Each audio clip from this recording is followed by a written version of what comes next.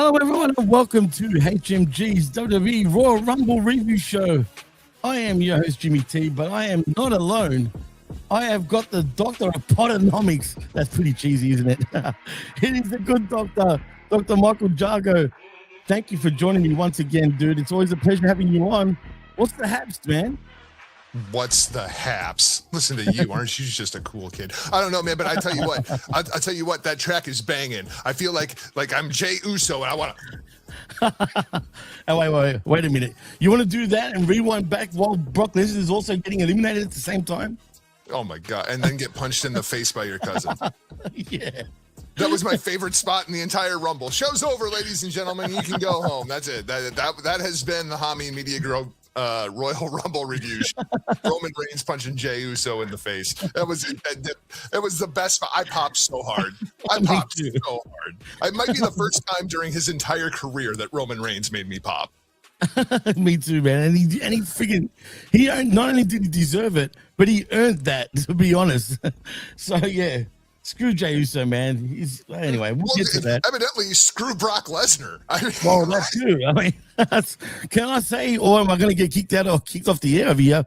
But screw blood money. How's that? Yeah, right.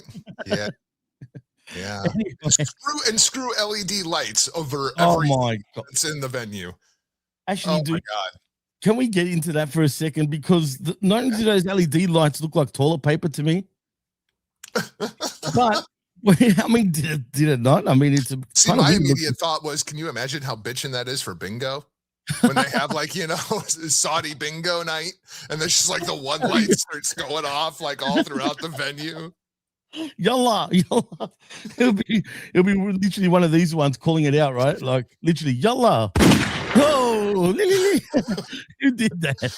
Who was that? Bingo. Yeah, exactly. We're already off to a banger, literally. I'm already laughing my ass off. This is great. But I wanted to ask you, did it seem like it was empty? Everybody was saying it was pretty empty around the arena, or was it an illusion because of those LED bulbs or whatever they were? Here's a better question, and the question that nobody is asking about this. Does it matter? No, it's Visually, it was so unappealing to watch on television. I don't care if there was somebody sitting in the seat or if the seat was empty, just visually as a TV product. Because, I mean, when you look at how much money they're being paid by ESPN, how much money they're getting from NBC Universal, how much money they're getting from Netflix, I don't care if there was somebody in the seat or not. It looked empty. I don't care if it was some kind of weird optical visual trick. This is one of your big four events of the year, and it looked empty. SmackDown was absolutely empty, and Mitchell Cole even tried to cover it, and he was like, it's a late arriving crowd in Saudi Arabia. Well, evidently they didn't show up until the show was off the air because SmackDown was a ghost town. And then you have the Rumble, and I do think they did arrive early. I feel like for the men's Rumble, it felt like the place was pretty full. Yep. But for the women's Rumble, I mean, imagine that, women being disrespected in Saudi Arabia. That never happens. But the place looked really, really empty. And I don't care if there was some invisible man sitting in that seat. It still, from a TV perspective, looked empty. Yeah, and that to me is the real issue. No, I agree 100%. And why do you think that's the case? I mean, we've never seen that previously, right? With these pay-per-views in Saudi Arabia. I mean, why this time people just don't want to show up? Well, no, number one, this is the first pay-per-view I have watched from Saudi Arabia. And the only reason I did was because it was one of the big four. I typically protest the blood money shows. I wasn't here for the oil rumble or the blood rumble or whatever you want to call it. The oil rumble. You like that? Brilliant. That is good. I like it. Yes, the oil rumble, ladies and gentlemen. And because I mean, and the thing that broke me was when they got Mania.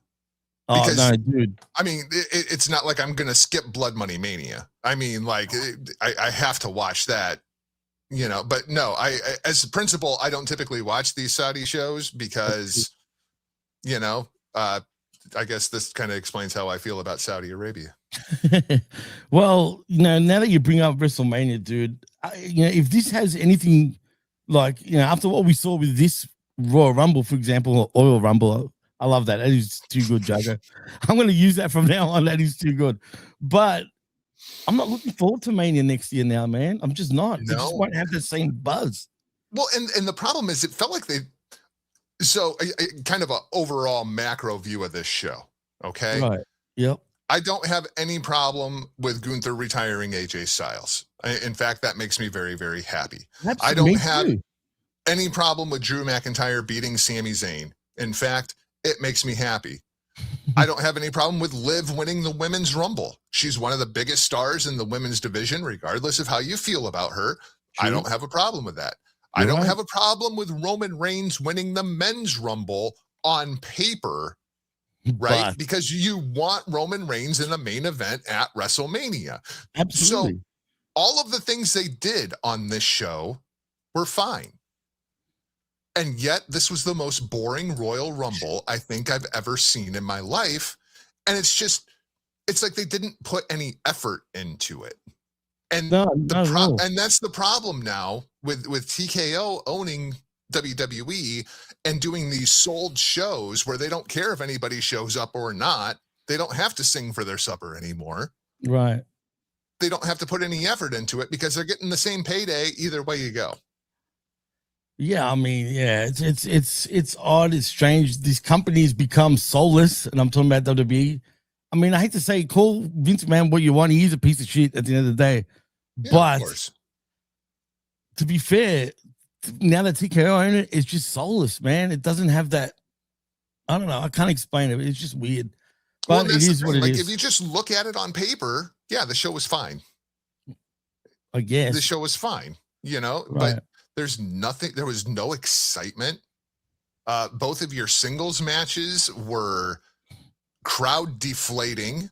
And it was just. It was a rumble. It's not one of those rumbles that you're going to go back and rewatch because holy shit. Let me tell you, the 2026 rumble, that's one you got to see. Oh, where was it? Where was it again? Oh, yeah, I know. It's sad, dude. It really is. Frank's Pickle Barrel's ass says, do you buy gas? Of course we buy gas. we need these damn Saudis for that shit, I guess. Unfortunately. Greetings to you, that's the thing that pisses me off is we don't. The United States exports more oil than we use, and yet we still buy the freaking. It's what confuses me? Don't get me started. Not to get into politics, but it's the same deal with us. We've got oil, but we sell it to you guys, and then you guys sell it back to us. Yeah. I don't get it how that makes sense, but whatever. It's called money laundering, ladies and gentlemen. Money laundering. I had to, man. Oh boy, this show's already got into a rocker start. I love it. But let's get into the Rumble, shall we? Unfortunately, because the women's one it felt pretty flat. I'm not gonna lie, but we start off. Let's go with the first 10 because we start off with Charlotte Flair, then Alexa Bliss, Kiana James at number 3, Nia Jax at number 4, Ivy Nile at number 5, Lola Vice, of course, representing NXT at number 6. Candice LeRae, who I can't stand her, but anyway, she's at number 7. Jordan Grace, who there was a lot of people thinking that she could possibly win it. I thought no chance, but anyway, she's number 8. And then we get number 9, as in the man Becky Lynch and Sol Ruka, and number 10. Now, what do you want to begin over here now, Jargo? Because other than Nia Jax, really, Alexa Bliss, I guess, and Sol Ruka, they got pretty far into the Rumble. The rest of them, I'm not too sure. Yeah, it was a weird Rumble. All right. And when you start off with Charlotte and Alexa, you're already like pre-manufacturing, like, we're not taking this seriously. Like, well, yeah. What were the odds there? And then they don't even fight. It's just like this cat and mouse routine. Like, I could have thrown you out. Well, yeah, I could have thrown you out too. And that's how this thing is based. There is a report going around that Alexa Bliss was not supposed to be eliminated when she was eliminated. Really? Which is why and I went back and looked, as painful as it was, they did not show the graphic immediately that Alexa had been eliminated, and then a little scoreboard counter didn't update in like real time. So I think there might be some kind of credibility to this. Right. But so what was the spot supposed to be? Was it supposed to be Charlotte saving Alexa? You'd think, right? That makes sense. Like, is that what the spot was supposed to be? I mean, if you want to think logically, possibly. Well, I guess that program got advanced real quick and in a hurry, right? Because I mean, but of these first 10, to me, like that's the highlight, right? It's just what are they going to do now with Alexa and Charlotte? And more importantly, if they separate Charlotte from Alexa, are people still going to be into Charlotte? It seems crazy to me that Alexa Bliss has like completely rejuvenated Char's career. And they had to think something fast, big time, because think back to a year ago. Charlotte won the Rumble, and they booed her out of the building, dude. I mean, well, even when she came back. And then after WrestleMania, she was dead in the water. She was done, dude. Absolutely done. And then I guess she had to leech off Alexa Bliss to save her face, if you get what I'm trying to say by that. Because they wanted her as a baby face. Well, here you are. They put her with Alexa Bliss, and now we got her as a baby face. But you're right. I think without Alexa, if they're going that way, I don't know if Charlotte can withstand being alone right now, man, unless you turn her heel. Well, to me, that's one of the issues with Charlotte is she's a much better heel. And she's naturally it's a heel. not because she doesn't have charisma. No, it's not that she doesn't have a connection with the crowd. It's that she's so much bigger and stronger and more dominant than, I mean, how does this feud work if Alexa Bliss is the heel? Are you going to have Charlotte fighting from underneath against Alexa Bliss? Absolutely not. And I love Alexa Bliss, right? But Alexa Bliss is a better babyface.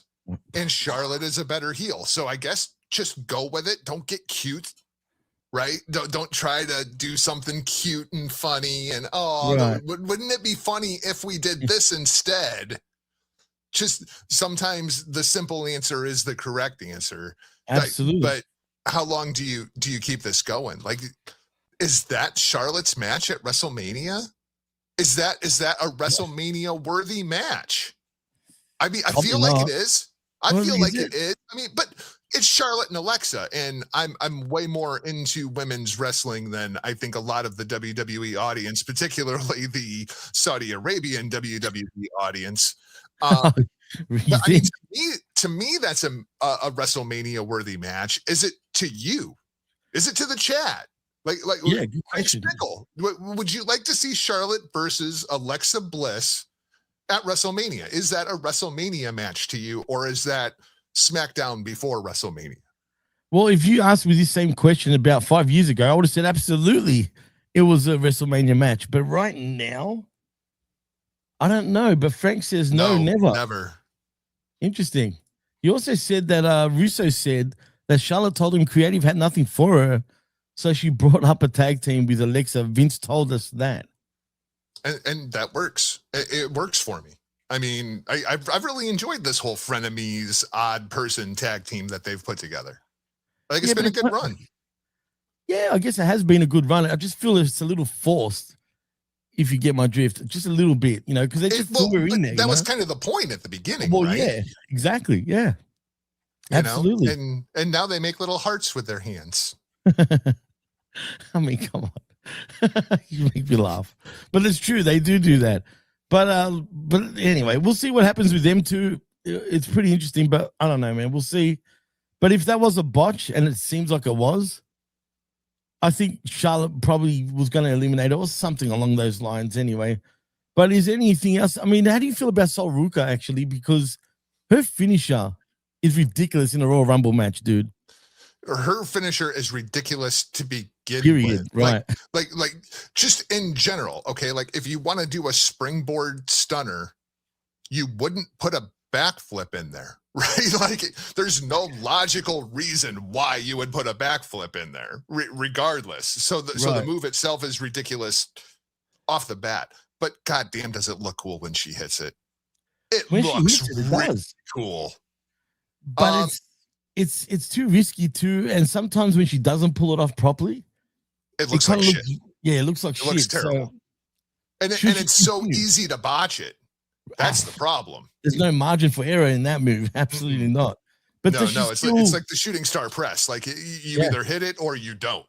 Oh, you break your neck pretty much. Yeah, Brock Lesnar. Unfortunately, yeah. There's a lot of talk that Soul is on the short list for a call up. I think she's long overdue, man. I don't see it. Really? I don't. Everybody else seems to be much higher on Soul Ruka than I am. But and I mean that's fine. I mean, people have won me over before. Like I never saw Alexa Bliss coming. You know, when she was in NXT, I never saw the career that she has had coming. So, I mean, maybe there is something there with Sol Ruka. I thought Mitchell Cole comparing her to Lita was one of the more insulting things that he said on this entire show. Not the most insulting, but it's definitely on the short list. She's nothing like Lita, and Lita's way ahead of her. Let's put it that way.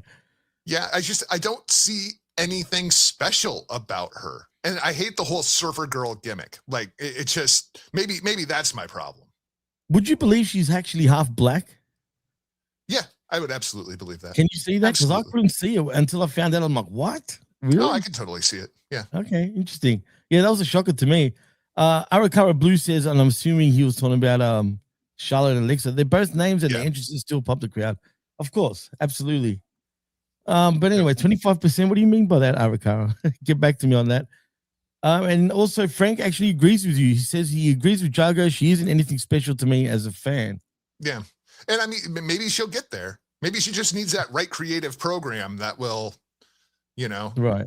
For sure. But definitely not the bottom half. Definitely not the bottom half. There's no ass on that woman. No.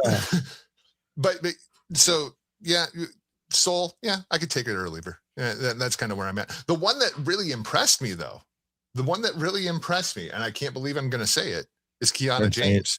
Wow, really? Dude, she had a much better run during this Rumble. Like, she gave Nia Jax a Samoan drop. Like, she can pick up Nia Jax? Holy shit. I didn't see that coming. No, but you know what? Once the vet gave her a name, I can't help but like thinking of her like that. Have you heard of what Vet calls her?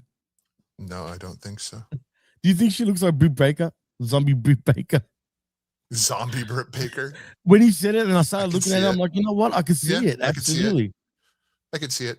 But I thought this was by far the most relevant that she has been during her entire WWE stint. I was ready to cut her. Now I'm like, okay, maybe let's keep her around for 6 months and see if she can do anything else. But I actually thought she was pretty good in this Rumble. And actually, I meant reptilian Britt Baker, by the way, not zombie.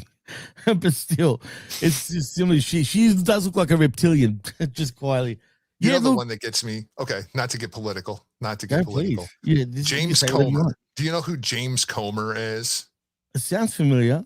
He's a member of the House of Representatives. 1,000,000% reptilian. 1,000,000%. Every time I see him on my TV, I'm like I'm just waiting for it to come. Oh my god! Dude, do you believe? Just look at the dude. You look at the dude and you start like expecting like the kind of like when you see Stephen Miller. Like the best analogy I've heard for Stephen Miller is, if make sure that you cover your drink when you go to the bathroom was a person, it would be Stephen Miller. Oh, yeah. Come on, dude. Oh, you're on fire today, dude. But outside of that, outside of them, Nia Jax, I didn't think was relevant in this Rumble. Ivy Nile, I don't think is ever relevant. Lola Vice didn't really, I mean, like she was there, and I think she's on the short list to call up. But again, I just don't see it. She's got the looks, that's for sure. But other than that, yeah, I don't know. Yeah, like just personality, character wise, yeah, I don't see it. Candice LeRae, I'm so ready for Candice and Johnny's contracts to be up so they can go join Ciampa over in AEW. Jordan Grace, I thought she had a decent run through the Rumble, but as anybody who has ever listened to me ever knows, I've never seen it in Jordan Grace, and I still don't. That makes two of us. I mean, all she does is hang around with Nick Aldis and being a pain in the butt, pretty much, but always like asking for something. We never see her in the ring hardly ever. But anyway, and just character wise, like what other than is she? being built like the Juggernaut, I that's the only thing Juggernaut about her to me. Like she's just there. And it's like I feel like they're gonna warm her up, and you're gonna end up with Jordan Grace versus Jade Cargill. Like I don't know where that happens, if that's the Jade's WrestleMania match or if it's a backlash thing, but I feel like that's kind of where it's going. And I just meh. Jade would eat her, bro. Jade would eat her because she's way bigger, taller, everything. Just Oh yeah. If Grace beats Jade Cargill, I'll be so pissed. But I'm with you. Her. Right. And then Becky Lynch, who she's pissed. So have you figured out this Becky character yet? Well, I've got my own idea, sort of. Why? What do you think she is? And I'll tell you if I think the same way. I think she's Donald Trump. Okay, I didn't think of that. That's for sure. I was thinking more of a Karen. I feel like her character is based on Donald Trump. And it's not just me saying it. Other people are saying it. The New York Times is saying it. And ESPN is saying, like, interesting. I feel like her character is Donald Trump. And when things don't necessarily go her way, she has a hilarious excuse for why it didn't go her way. And as I have seen so far, it's that her feet never touched the floor. That she was never eliminated from the Royal Rumble. The officials ruled her as eliminated. But if you go back and watch it, when she lands like Mr. Iguana with both of her feet and her arms up off the canvas. So now she has put out a social media tweet today that says she will not be at Raw. She is in Los Angeles meeting with her attorneys. Oh my God. I love what Becky Lynch is doing right now. I think it's hilarious. The problem is it's too good to stay a heel act for too long, because people are going to catch on to what is going on here and eat it up. Oh, she's golden, dude. She's, for me, like the best female wrestler, period, right now on the planet. Like I truly believe that. I really do. Like I really think agree with that. Overall. And by the way, Labrat, thank you. That's right. It was JC Jane, not Kiana James. I mean, I agree with this then. I totally 100% agree with that. That's what I mean. Yeah. JC Jane. For some reason, I had her in my mind, but she comes into the next batch. Ariko says, my bad, Jimmy T. The father is mixed race. He's from Sol Rukas. Oh, okay. All right. Thank you. I got told that she was half and half, so she's a quarter of it, basically. Okay. Interesting. I find it more interesting that she's from Ontario, California. Yeah. I mean, there's not only in Ontario, in Canada, folks. I'm sure people know that. It's even in Melbourne. Anybody that's a drummer that is listening to this show knows exactly where Ontario, California is, because that's where DW drums are made. Oh, really? Is that where they're from? Okay. Interesting. Yep. I used to always want to be a drummer growing up, you know that? And then you're not cool enough to be a drummer. Come on, man. Oh man, no, I know I'm not, but I used to want to be. I used to want to be, but then I went into you got much more of a bass player vibe to me. Oh, you know what, man? I do want to buy a guitar. I'm not gonna lie, because I've been doing a lot of beats lately and shit like that. I want to get more involved. You know what I mean? Speaking of music, let's throw this in here. Watching the Royal Rumble, I realized just how bad the WWE music is right now. Especially for the women.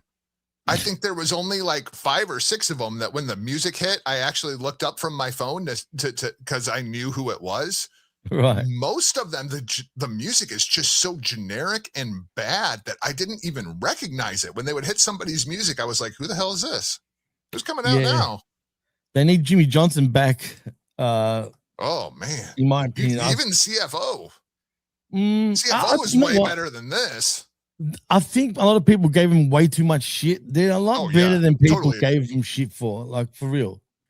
Yeah, like, I think they actually have some iconic songs, and one of them's AJ Styles. Like when we talk about AJ, Samoa Joe's was real good. Finn Balor's original music, like when Shinsuke Nakamura, when Kevin Owens, they nailed it. They did, but for some reason everybody just shat on him. Maybe because they were the first ones right after Jim Johnson got fired. or released or whatever you want to say, and that's probably why. But these guys, I forgot what their names are. They totally suck. Oh, they're trash. Trash, complete trash. But anyway, let's get into the next 10. As a matter of fact, Jargo, because I think we pretty much said what we had to say about them. But at number 11, we got Roxanne Perez, who's also very, like, in my opinion, if you had like a fifth man award or a fifth woman award in this case, she would be the winner, in my opinion. And I'll tell you why in a moment. She's really good at Royal Rumbles. Not just she's that, really dude. good at Royal Rumbles. I mean, she's good all the time, but like Right. something about her in-ring psychology and the way that she presents herself inside of a Royal Rumble. I mean, this is number 2 for her, and it absolutely works. Or it might be her third, but the last 2 have both been I think it's a second. I'm pretty sure it's really second. good. Right, absolutely. And I'll give you a little fun fact. Did you know she's worked more matches than anyone in the company? I did know that because Mitchell Cole told me that here. Oh, I don't know if go. it was at the Rumble or last week on Raw, but I do distinctly remember Mitchell Cole telling me that. And it makes sense. I mean, she's very young. Her bump card is nowhere near full. So if you need somebody to go out there and work like every week, my problem is the way that they have presented her. Because to me, Roxanne Perez should be a main event player, and she just has not gotten that push since she's been on the main roster.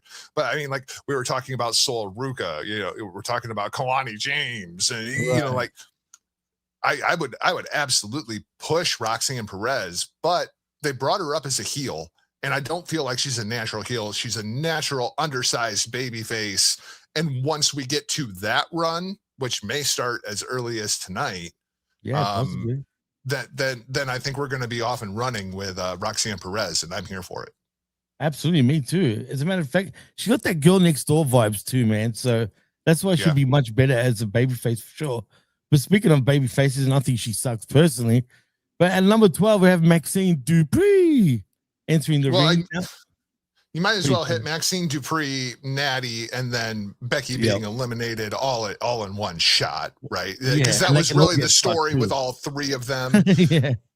And I assume that's the WrestleMania match, right? Triple threat for the Intercontinental Championship. Maxine Dupree versus Natty versus the Man. And then Natty goes away again because there's just not room for her on the roster right now, and she's better off as a trainer. She should be down at NXT full time. And then hopefully we never have to see Maxine Dupree again either. Thank you. Because Drizzling Shits and Becky Lynch can continue on this fantastic, hilarious heel run that she's on. If she's not a babyface by then. No, well, yeah, exactly. I get a lot of heat for saying that about Maxine Dupree, so I'm glad that you said the same thing. Oh, she's trash. She's trash, absolute trash. Anywho, back to the Rumble we go, because next after that we get Liv Morgan entering the ring, and as you said, Maxine Dupree got eliminated pretty quick, and then of course with Natty as well, and then at number 15, see, now it's getting stacked. We got Lash Legend after that, Zelina Vega, Raquel Rodriguez, Chelsea Green, your girl Julia, and of course Io Sky. That's your next 10. And that's stacked, dude. Pretty stacked. Yeah, pretty stacked. We'll come to Liv here in a minute because we can talk about what's going on with her going forward. Lash Legend looked like a freaking star in this match. Like I feel like they really made Lash Legend inside of this match, which good. They need to make new stars, but it's Lash Legend. Like, where are you on the Lash Legend train? Because I feel like for me the train is still in the station. It hasn't even left the station yet. Really? I never saw it in her. I never saw it in her. Not when. Well, and here's the thing, right? When you already have Nia Jax, you already have Jade Cargill, right? You already have Bianca Belair. True. And I'm not talking about skin color. I'm talking about build and what they bring to the roster. Raquel Rodriguez is another one you could throw into that mix. Where does Lash fall into this entire kind of, I'm the big dominant bitch of this division? And I feel like it's always behind any of the names that I just rattled off. Well, I don't know if you've noticed this over the last year or so. But now that she's on the main roster, have you noticed like they've toned her body down a little bit? Like she's not as masculine as she was. She's still big, but She's still a big girl. Yeah, absolutely. But she's not as ripped as she used to be. Yeah. She used to be much more ripped. And I bet you they did that because of Jade Cargill, for example. They don't want two bitches like that, right? There's only one bitch, as Jade Cargill says, and she's the bitch, not Lash Legend. You know what I'm saying? Right. I think they were really smart putting her with Nia Jax, though. I mean, number one, the tag division is more interesting than either of the singles divisions right now. For the women's, Yeah, which is ridiculous. But putting her and Nia Jax together, that I like that tag team. I like that tag team a lot. It's working. And it's Twin Towers kind of thing, right? Absolutely, for sure. One's a Akeem, one's the big boss man, pretty much. Yep. Where's the Slickster when you need him? That would have been cool if you. Well, evidently, that's Julia's manager, right? Like, yeah. Like you that mean, works. Kiana James. Right? No, I'm talking about big tits, basically. Oh no, but like Kiana James with Nia Jackson, Lash Legend, I think is a much better pairing than Kiana James with Julia. Oh, that doesn't make sense to me, dude. No, it's never made any sense. Yeah, if you want to talk about it.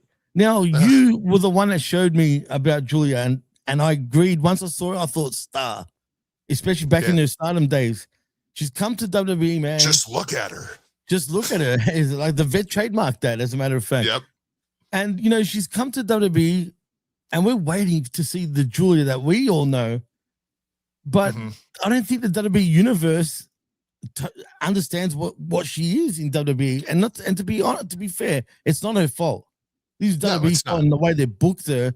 That's just totally like just stuffed her up, in my opinion, man. Like they should have booked her the way that they booked Asuka when Asuka first came over to the States. She should have just been a complete dominant alpha going out there and destroying people. I mean, not to borrow Jade Cargill's catchphrase, she is that bitch, right? Like anybody who ever watched Julia when she was in Stardom, Julia was not a baby face. She was not a beta heel. She is an absolute alpha. She ran her own faction, and she was the queen bitch of Stardom.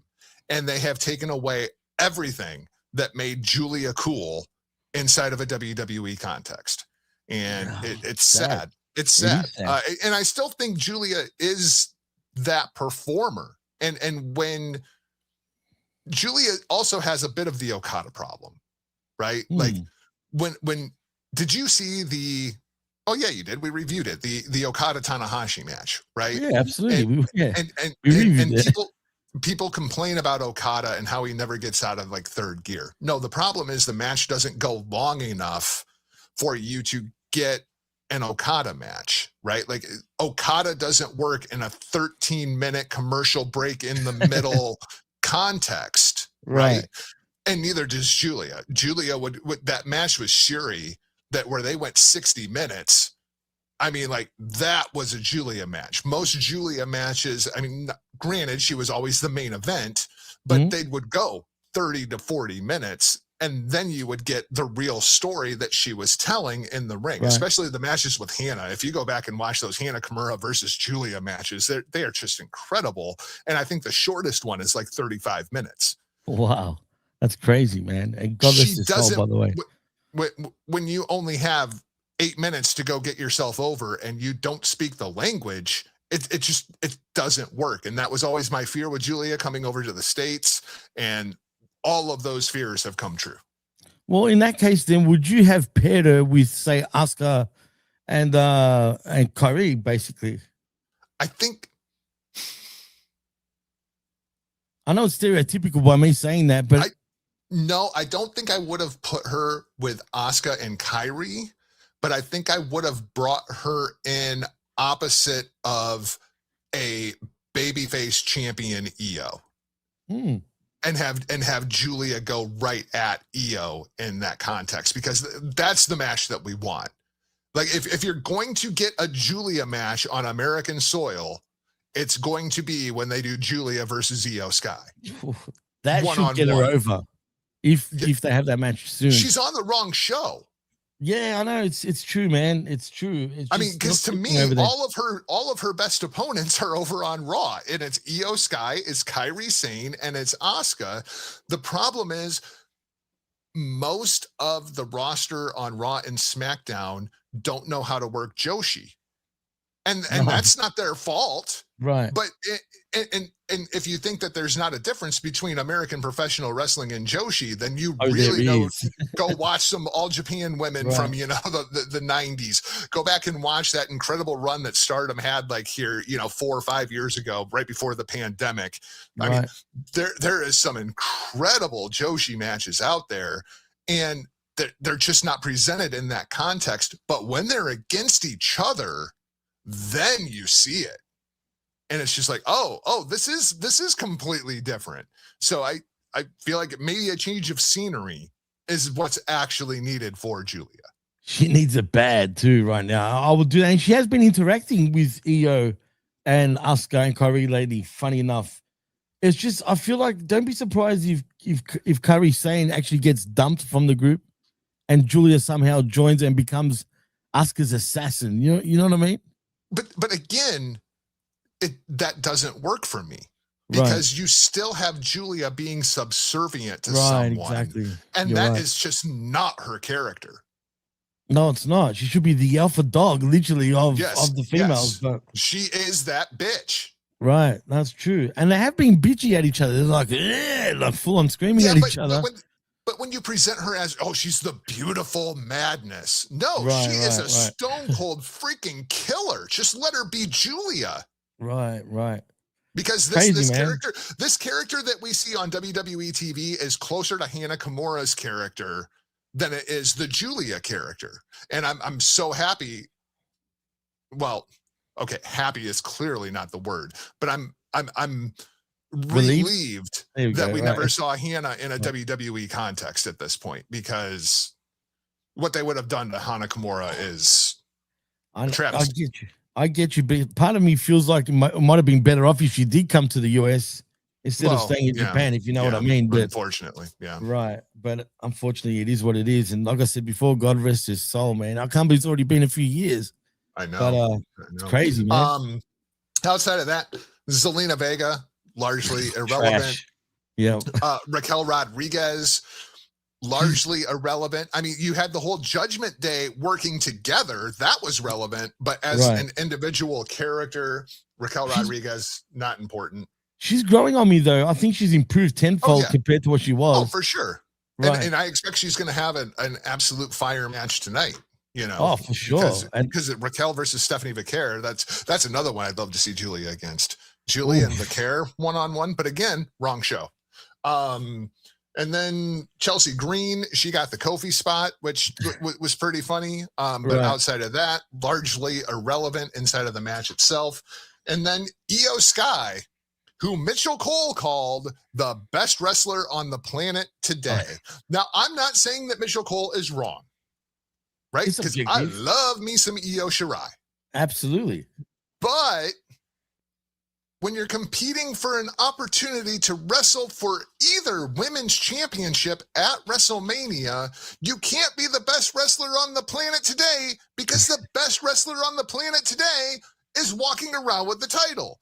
Inside of your narrative, that is the way that it works. The best wrestler on the planet is the champion. Facts. It's true. But instead, half of the women's tag team champions, best wrestler on the planet. I'm not saying he's wrong. I love me some Io Shirai. But no, that it was just, he had a few of those throughout this show where it was just like, what the fuck are you talking about? And I know you're right. I mean, do you blame him? Hey, and I'll be visiting the house. How's the dentist and how you feeling, by the way, Rick? If you want to come in, feel free. Let me know and I'll send you a link. But anyway, no, you're right, man. It's true. But I feel like Io Sky or Io Shirai, I'd rather her be called that too. I refuse to call her Io Sky. I know, I'm used to it now. It's Io Shirai, though. I'm getting so used to it. But in saying that, is she sort of getting pushed too much into our friggin' faces at the moment? Are they overdoing it with her, you think? No? No, because she is that good. She is that good. Even when she does this. Yeah, even when she does this. So again, we'll take it back, right? We asked about Shar versus Alexa at WrestleMania. Mhm. Was that a WrestleMania match or was that a SmackDown before WrestleMania match? Rhea Ripley versus Io Shirai. Is that a WrestleMania match or is that a Raw or SmackDown before or after WrestleMania match? To me, again, I would put that on the main card. Oh, absolutely. That for sure would absolutely be a WrestleMania match because they're both hot right now. I mean, the pops that Rhea gets is ridiculous, dude. Even she's the biggest star in the company right now. I truly feel that way. Fan base, amongst the fan base. Because they lose their shit, and it still blows my mind because really she hasn't been in such an important spot for a while. If you know what I mean, like she's not right up in the main event, but the second her music hits, dude, the fans just go bananas. Yeah, it's crazy, man. It's like she can't do no wrong. It's like she's Teflon. She is Teflon, and she has to go heel here.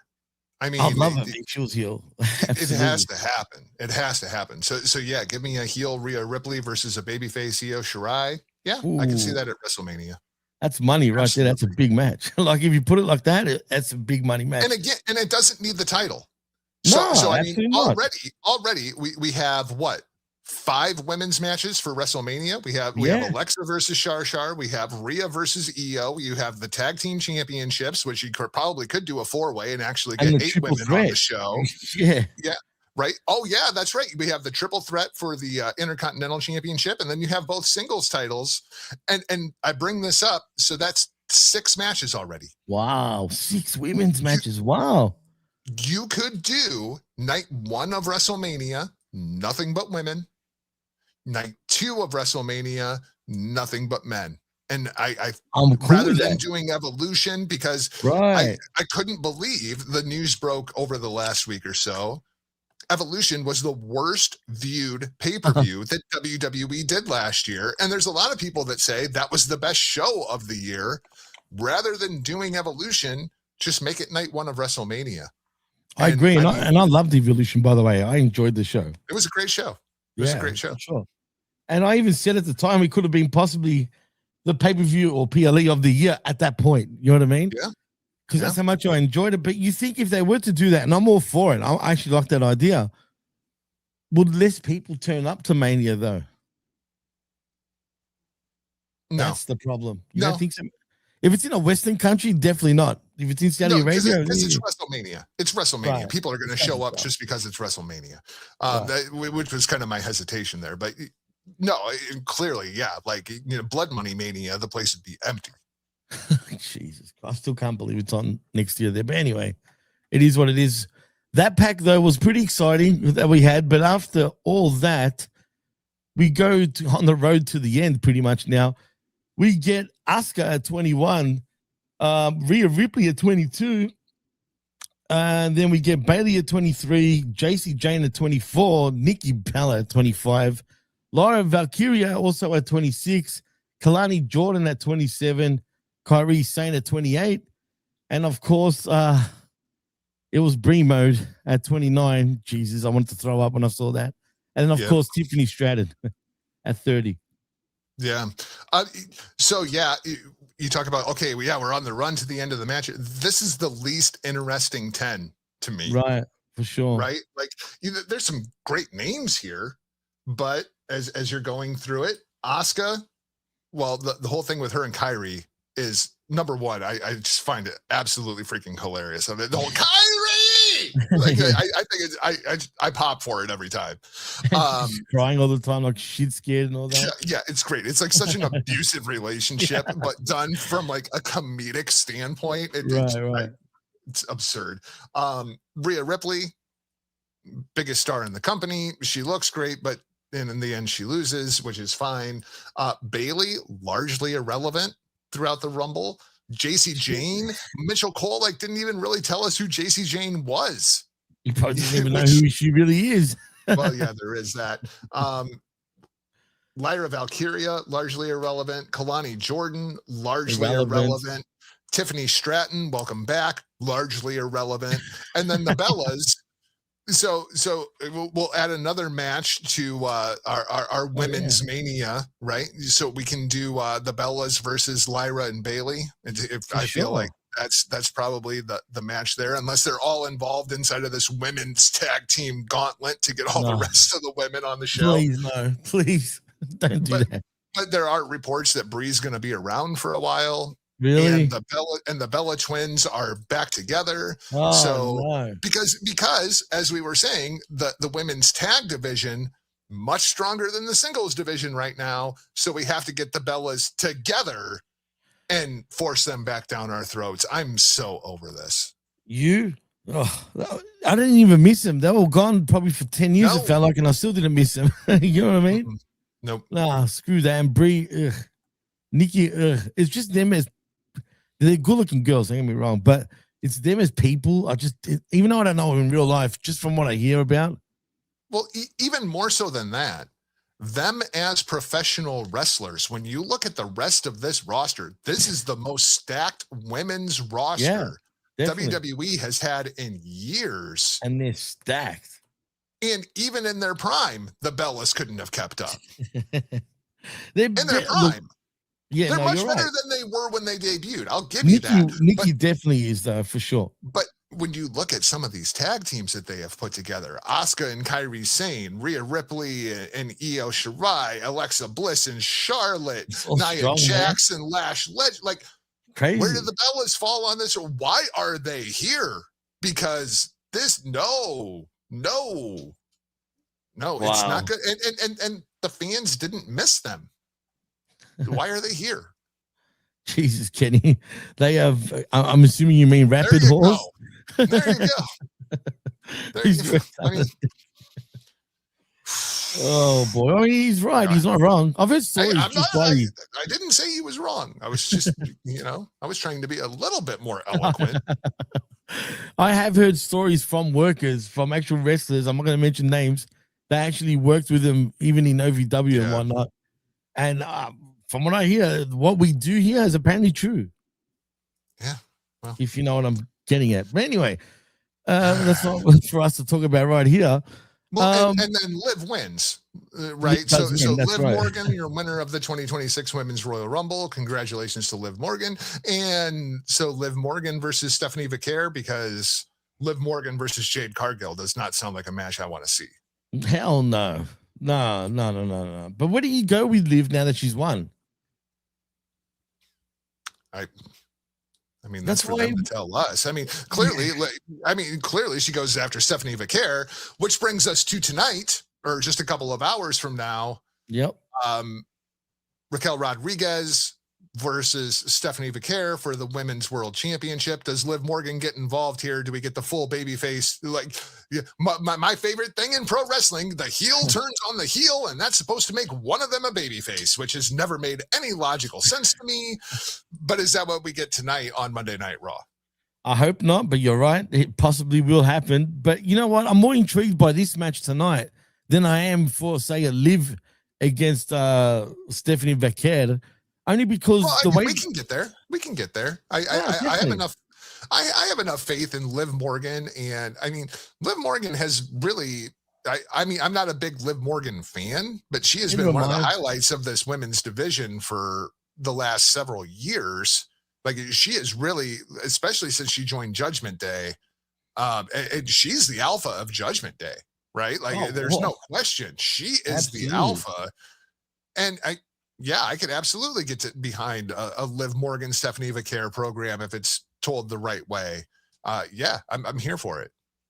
Yeah, they can hold off with that though for now, or maybe not. But Raquel and Vaquer, yeah, exactly. But Raquel and Vaquer is way better. Liv and Raquel, right? Right. But does she beat Vaquer tonight? And then we move on to Liv. Absolutely not. No. All right. Don't be surprised if they pull the trigger. Don't be surprised if Liv Morgan costs Raquel Rodriguez the Women's World Championship tonight.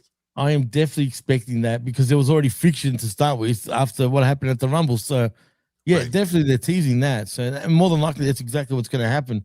But I guess a lot of people predicted Liv. It made sense. It just doesn't make sense in terms of storyline right now who should be going after.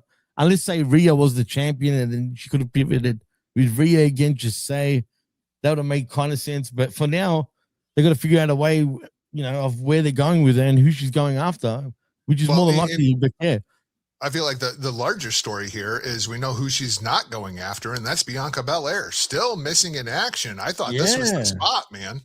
Isn't this just a finger problem originally, right? Yeah, my understanding is she rather than having surgery, she let it heal on its own, and it healed on its own incorrectly. So then they had to re-break it, reset it, and then somehow during the re-breaking, she ended up with nerve damage, and she's still trying to recover from this. And now I feel like it's safe to start questioning, is she ever going to recover from this?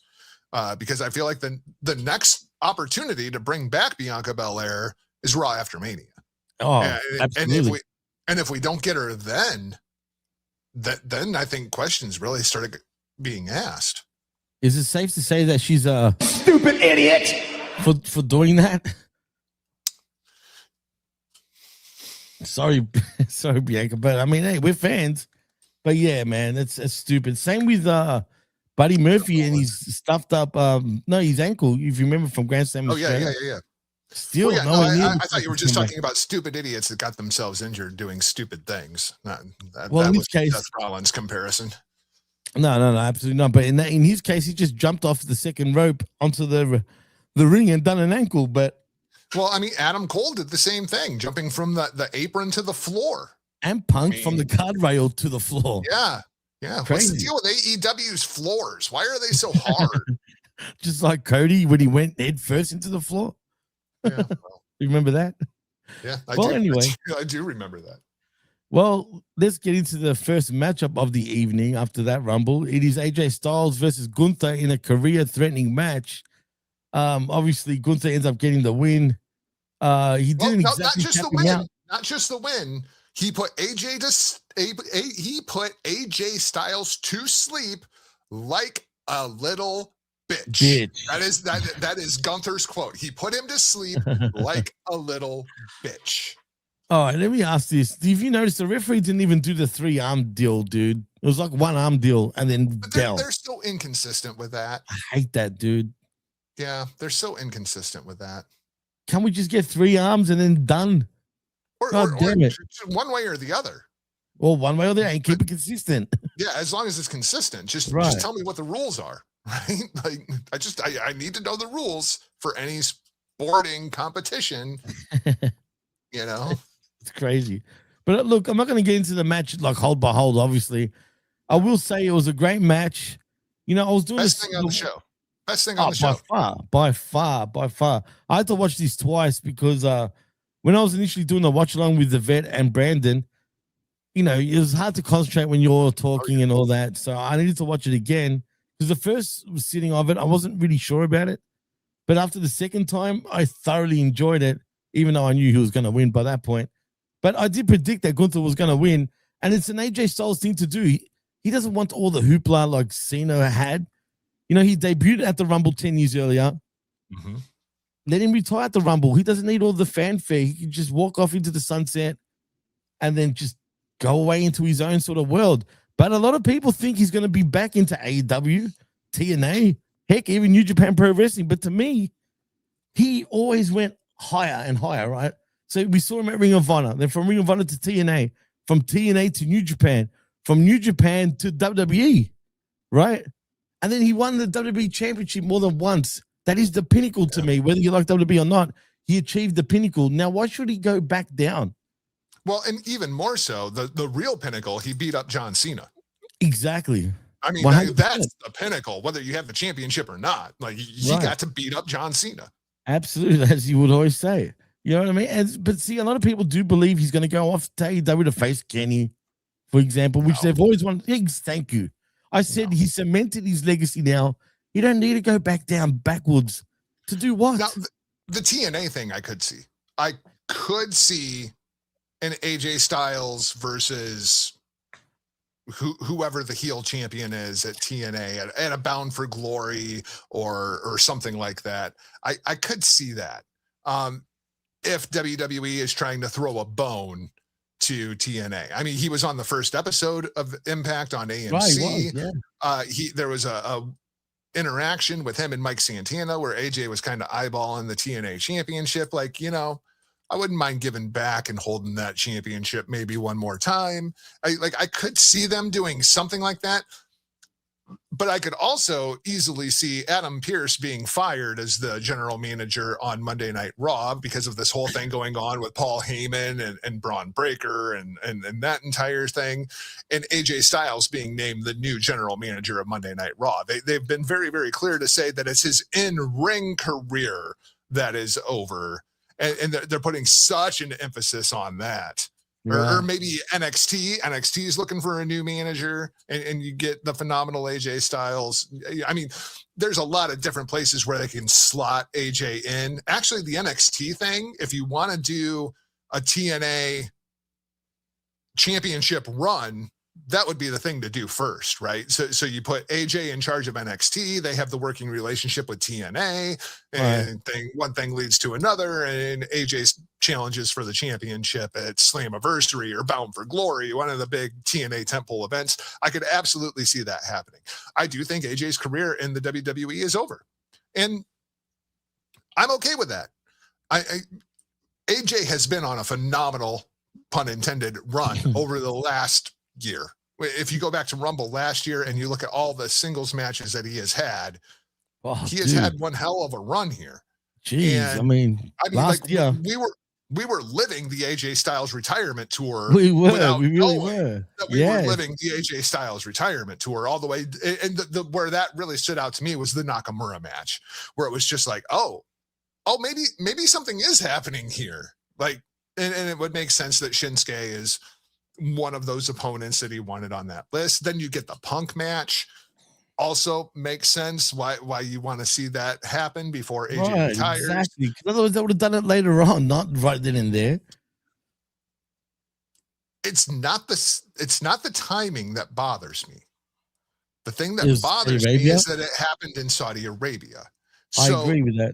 The fans that have been on this ride with AJ Styles for the last 20 years, from Get Ready to Fly to, the soccer mom haircut to, the IWGP World Heavyweight Champion to bringing the Bullet Club together.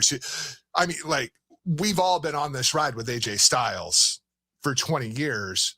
Facts, man. And then even if we wanted to go to his retirement match, we have to fly halfway around the fucking world to Saudi Arabia to see it. That part bothers me. And that is why I thought AJ was going to win this match, and then Gunther would retire him at WrestleMania. And I felt like it was going that way. And this is how I would have got there. I would have had Gunther just destroy AJ Styles to the point that the referee disqualified Gunther. Interesting. And so AJ wins the match, but gets 1,000,000% just completely decimated. And that's how you get off on the run to AJ Styles versus Gunther at WrestleMania. But I do love the finish of AJ getting choked out like a little bitch. Even with one arm down, just one drop. But I'm fine with it. Because like I said, they've done that before. But the thing that I really loved was AJ waking up and realizing his career was over hearing Gunther's ring music. Right, but he was selling still. I thought was great. I love that finish. Absolutely, man. But he was still selling the hold too, even though he was all just disorientated, and then realizing what just happened. Yeah, exactly. It was great. Yeah, I love that. Way better than smiling and tapping like a little bitch. Oh, don't even get me started on that like I did back then. I mean, I was pissed about that. But anyway, I'm not here to talk about that. You were fine with it? Come on, Jargo. No, I was totally fine with it. Yeah, so who's next? Who's next on the Gunther retirement tour? I actually think more than likely Randy Orton. No, see, I feel like that's the last one. Oh yeah, I got a whole list of motherfuckers that need to be retired before we get to Randy Orton. I mean, if Chris Jericho's coming back, he gets retired by Gunther. Rey Mysterio still around. Oh, you're getting retired by Gunther. Shinsuke Nakamura, you're getting retired by Gunther. If you are over the age of 45, your ass is dead, according to Gunther. What about Roman Reigns? This is how we bring up the whole new generation, right? Gunther just starts retiring motherfuckers, and he needs more guys to fight, right? until finally you end up with career killer versus legend killer, maybe at WrestleMania next year. Like I would start building to it now and Brock Lesnar, that's another motherfucker. Oh yeah, and that's in the cards too, by the way. Yeah, I mean maybe that's the WrestleMania. I would totally be down for that. I think it's going to be yeah. But I think it's going to be Obafemi versus Brock, but we'll get to that too. But yeah, I just have Gunther just go on this run of retiring people left and right. Like if you are over the age of 45, boom, Gunther's coming for you. Until finally you end up with legend killer versus career killer. Yes, that's what I want. And just quality, the Hammer's in the house. What's going on, Hammer? Thank you for joining us, man. He was in OVW too, by the way, and FCW.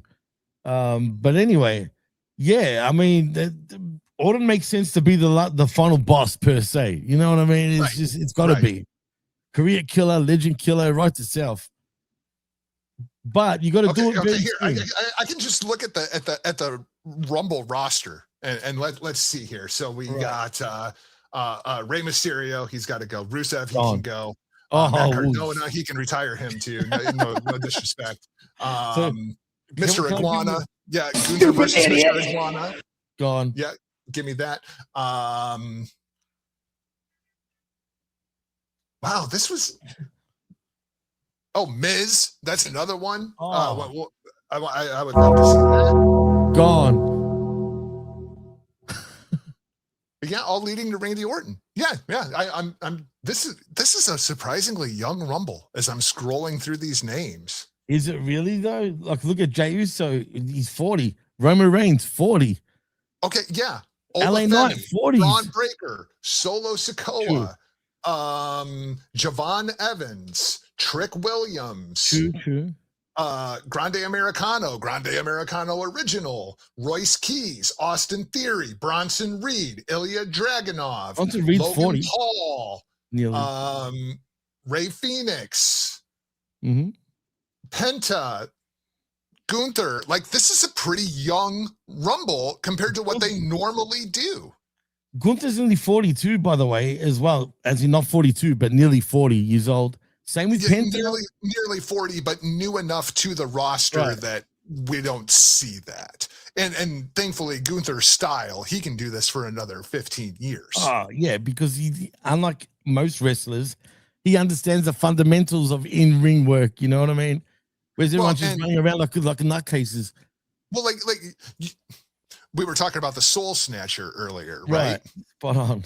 Like, how much would you love to see Gunther just like chop the shit out of Sol Ruka, like mid Soul Snatcher? Like, don't ever do that again. Wham! And he's just like swat her like a fly.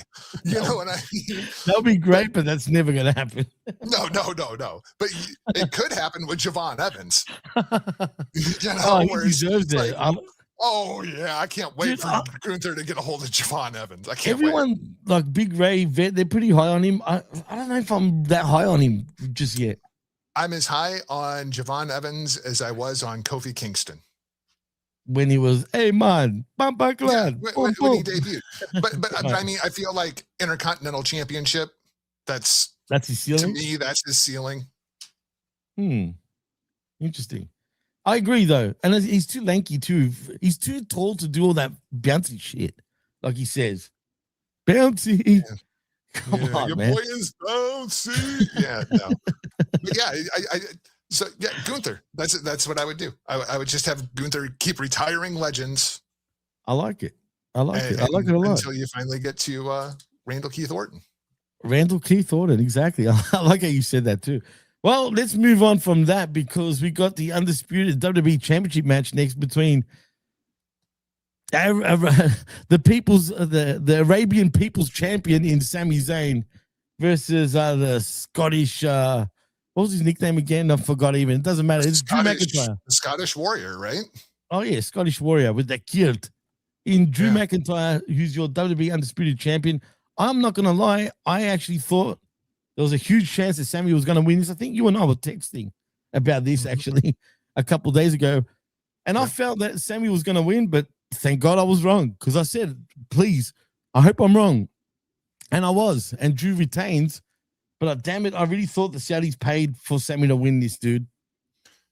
Well, and one of the things that we talked about was how are the Saudis going to feel about Sami Zayn with Sami Zayn being a Syrian? And you're like, oh no, he's going to be super over. And I'm like, no. You're not understanding. How do the Saudis, as in the people that paid the money for this show, how do they feel about Sami Zayn? And you know what they got? Drew McIntyre beating the ever-loving piss out of Sami Zayn for 16 minutes until he finally pinned him. Like, this was a 16-minute squash. I mean, really, it was a squash. Drew McIntyre dominated Sami Zayn. I still think somehow this all leads to Sami Zayn winning the WWE Championship at Blood Mania next year. Oh, fuck, no, please, no. But for now, Drew McIntyre over strong. And more importantly, so we have the Women's Rumble that nobody paid attention to as far as the live attending audience. And then you shit in their Cheerios twice. So AJ gets beat, gets choked out like a little bitch. And then Sami Zayn gets decimated like a little bitch before we get to the main Rumble. Like, for the Saudi crowd, this was kind of a depressing show. Show. It actually was. And now this story, man, it's all good, man. You can check us out like after the fact too, obviously. But you're here now. That's all that matters. Thank you for joining us. Yeah, no, absolutely. It must have been a depressing show. But I mean, shit, they didn't even turn up, Jargo. I mean, come on. So my WrestleMania match for the SmackDown Championship, because I assume that we get Roman Reigns versus CM Punk. So who does Drew McIntyre defend against? And my answer is Sami Zayn. What, this Mania? And Cody Rhodes.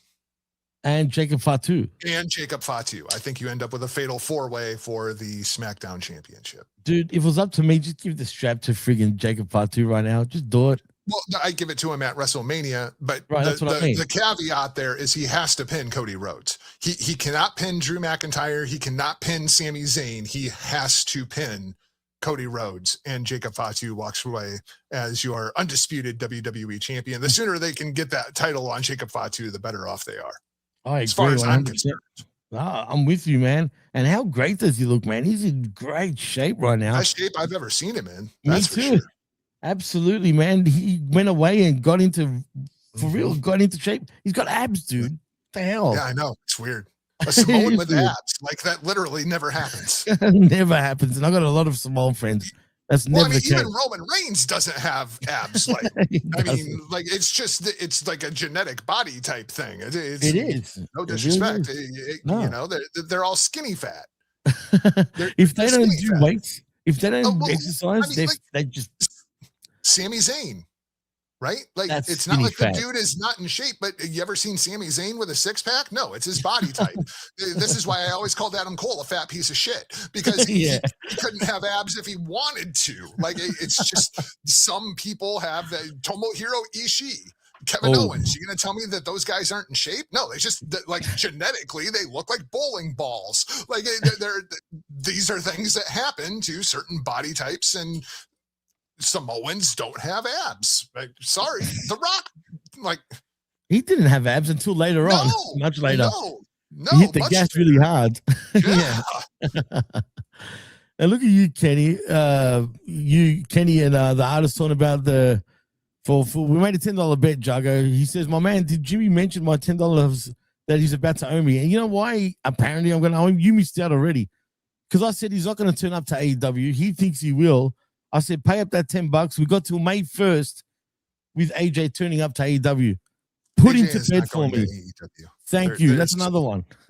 There's literally zero logical reason that AJ Styles would go to AEW. The TNA thing makes sense. AEW, no. Thank you. I know he does. I know Kenny wanted to face him and whatnot, but you will get that $10 right after I get my $50 from Cody Rhodes. Yeah, and he still owes. It's been years, bro. I know. I think he's up to about like $500 at this point. In interest? Yeah. Good Lord. I mean, Los Ingobernables de Japón, that's another $50, Mr. Rhodes. Doesn't even exist anymore. Doesn't even exist anymore. And I keep adding to the tab. Nope. As you should. But if Cody sent me a check for $50, I'd call it even. Cody, you're listening? Send the man his $50. God Just send me $50, bro. Yeah. You owe me a lot. Anyway. Don't be a Tyler's? No. It's right there. Right there. Oh, don't be a cock. Don't be a cock. Don't be a cock. There you go. Cock Cody. Cock Cody. That's his new name. Cock Cody. Or is it Cocky Rhodes? Cocky Rhodes. You're making me laugh today, bro. Seriously. Anyway, let's get into the main event of this show, I guess. It is the men's Royal Rumble matchup, since we're on the final road to ending this show. No, I want the $50. Kenny fucking Powers. I want the $50. He said $50. $50. And I want the check. Not a money order, not cash. I want a check signed by Cody Rhodes. Yeah, and he doesn't want Wheatley vodka. He thinks it sucks. No, I'm not a fan of Wheatley vodka. The best vodka in the world, ladies and gentlemen, is brewed in Japan, if you did not know. No. The best vodka in the world is brewed in Japan, and it's ran over rice and bamboo. It's fantastic. Incredible. Cool. And it's Haku. Haku? Like Haku the wrestler? Yes, like King fucking Haku. I'll be right back. I'm going to grab the bottle. Oh, God, you got one. Oh, great. This is going to be interesting. Brian G, Saudi Arabia, Y2J. Well, as we all know, we didn't get him. We didn't get him at all. Maybe tonight on Raw, expect that. Artist, you know you're going to be owing me $10, bro. I mean, we could settle this all right now and you can give it to me now and we'll just pretend it never happened. Or do you want to raise it? Do you want me to raise it? Are you that confident? Oh, maybe, Kenny, if you signed it, you could. Oh, wow. Literally, it is literally Haku vodka. You'll see, it's been best jank vodka in the fucking world, ladies and gentlemen. Is it smooth? Oh, it's so smooth. It's got to be the rice and bamboo. It's the way that they distill it. It's so good. And this coming from a guy that dated a Russian and drank his weight in vodka. This is the best vodka I've ever had. Did you really date a Russian? Yeah. Anastasia Lavrenko. Oh man, why did I know that? I don't think I knew that. That's interesting. Yes, Japanese whiskey, also amazing. Japanese whiskey? Oh yeah. Alice, tell me more. What's this Japanese whiskey? I don't mind Japanese beer, to be honest. Like Asahi beer is pretty sick. Oh, Osake? Sake? Osake? Karimasta. I'm gonna make up the neighborhood over here. But anyway, why do I want now Japanese whiskey? I like the sound of that. Oh, it's fucking fantastic. And I assume it's the same thing. It's the distilling process that they use. They use a combination of rice and bamboo to distill alcohol. And it's it's so good. Damn it, everyone's talking about alcohol now. The artist says, my brother-in-law is the whiskey guy. He swears by it, but it's expensive as fuck, apparently. Yeah. And Kenny says, I'll buy 1.75 liter Taka vodka for $10.99 locally, and it's fine. Anybody in my old home of the Hawkeye State, go get yourself some Hawkeye vodka. I think for 1.5 liters, it's like $3. What? Yeah, it's dirt fucking cheap, man. It's so bad. It's so bad. Really I don't even know how they can call it vodka. It's so bad. Maybe I'm just a vodka snob. Well, you probably are. But is it still vodka without potato, for example? No, I don't think so. You got to have like your root ingredients, you know. Right, because some companies use grape apparently, and still call it vodka, but without potato, without any starch, for crying out loud. I don't think Mother Russia would agree with that. It's Brunye. Yes. I don't know what I just said, but I'm trying to do a Russian thing. Yeah. So, what did you think of Drew and Sammy? Like, you agree? It was a squash, right? It Yeah, I was mean, just pretty much. squash. It was a squash, but and I did really think that Sammy was going to win. But like I said, I also said I hope I'm wrong, and I was. So yeah, it But was a squash. so if anybody was curious, how does the Saudi leadership feel about Syria? They'd like to beat the shit out of them for 16 minutes. They'll be like, "Gis Aztec, There you go. you know what I mean? I grew up with Lebanese people and a few Syrians too, but mainly Lebanese. That's how I can understand some of the, some of these Arabs. Just Pretty destroyed interesting. them. You know what's weird? I don't even know how I picked up Arabic. It's not like I asked people, "Hey, what does this mean or what does that mean?" You just know. When you're young, you just know what it means. It's weird, dude. I'm glad I can, because if anyone says something stupid and I'm around, for the most part, I can understand what they're saying. So I'm happy about that. But I wouldn't say I can talk I can talk. I can get by though, for sure. All the Arabic I know, I learned from the Ayatollah bin Hamid. Shout out to Ben, actually, because me and Ben did the Monday Locker Room. Also, after this show, go check out that show if it's still up on Humming Many Goods YouTube channel. If not, go to the HMG's Patreon page where you can find it over there. Anywho, let's get into we're professionals, ladies and gentlemen. I set him up. He hits the ball. You get in your plugs. That's it. That's how you do it. That's how you do it. Hey, I learned from the best, man. It's safe to say you were my original mentor, Jargo, as a matter of fact. I wouldn't be doing this if it wasn't for you, man. So I appreciate that. Makes me feel old. I'm feeling old, bro. Look at our beards, bro. I know, right? What the fuck, man? When I started doing this shit about 5-6 years ago now, both of us didn't have white beards yet, but unfortunately, we're here now, and I hate it, bro. But I mean, can I ask you a question? Would you color your goatee? No. If I did, it would be in tribute to Dimebag Darrell, and it would be like hot pink or neon green. I mean, like I would do something so outrageous that it was clearly like, do you know what I mean? Yeah. No natural colors. I'm contemplating. If anybody that remembers Dimebag Darrell from Pantera, he had the very, very long goatee, and sometimes it was bright green, sometimes it was bright pink. Right. I mean, like if I did something like that, it would be in tribute to Dimebag. But that suited him, though. You know what I mean? Yeah, he could get away with it. Absolutely. Hey, and you were in a band too. And by the way, he's got some great music. Just quietly.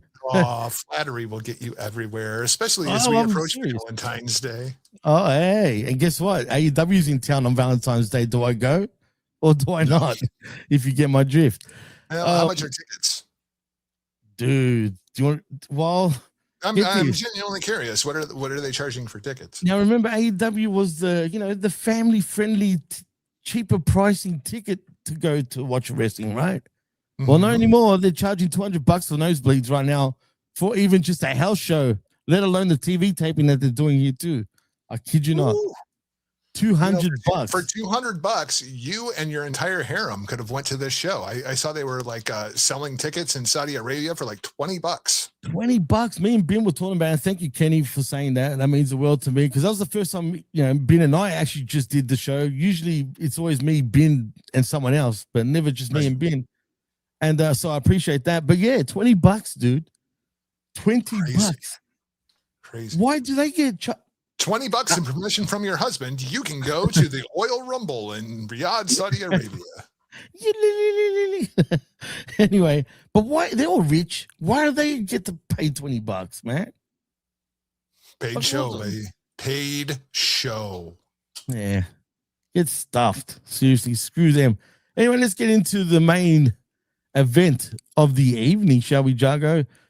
It is the men's Royal Rumble matchup, and we start off big. Straight off the bat, it is Obafemi at number 1, followed by Braun Breaker and Paul Heyman at number 2. And then we see, before I get into everyone else, we see another hooded figure eliminating Braun Breaker right off the bat, dude. And I'm not sure if I like that. You just buried everything you built with him, man. I feel anyway. So one person that we did not see in this match was Chris Jericho. Lots of speculation about Jericho going into the show. And my argument against having Jericho in the Rumble was, unless he's winning it, do you want him in the match? right? And the answer to that question was no, he's obviously not winning it. So we save the Jericho thing. I feel the same way about Braun Breaker. If he's not winning it, do you want him in the match? Right. But would you do this? Yes. He gets, well, actually, no, I would have had Finn Balor take him out and Finn Balor claim his spot because Finn Balor left off of this roster because there wasn't room for Finn Balor in the Rumble, even though we had Mr. Iguana and we had La Parca. We had, there's some real jabronis in here and we'll talk about that. But not room for Finn Balor. No, first Universal Champion? No, absolutely not. So I think if I was going to do this, I would have had Finn Balor be the one to take him out.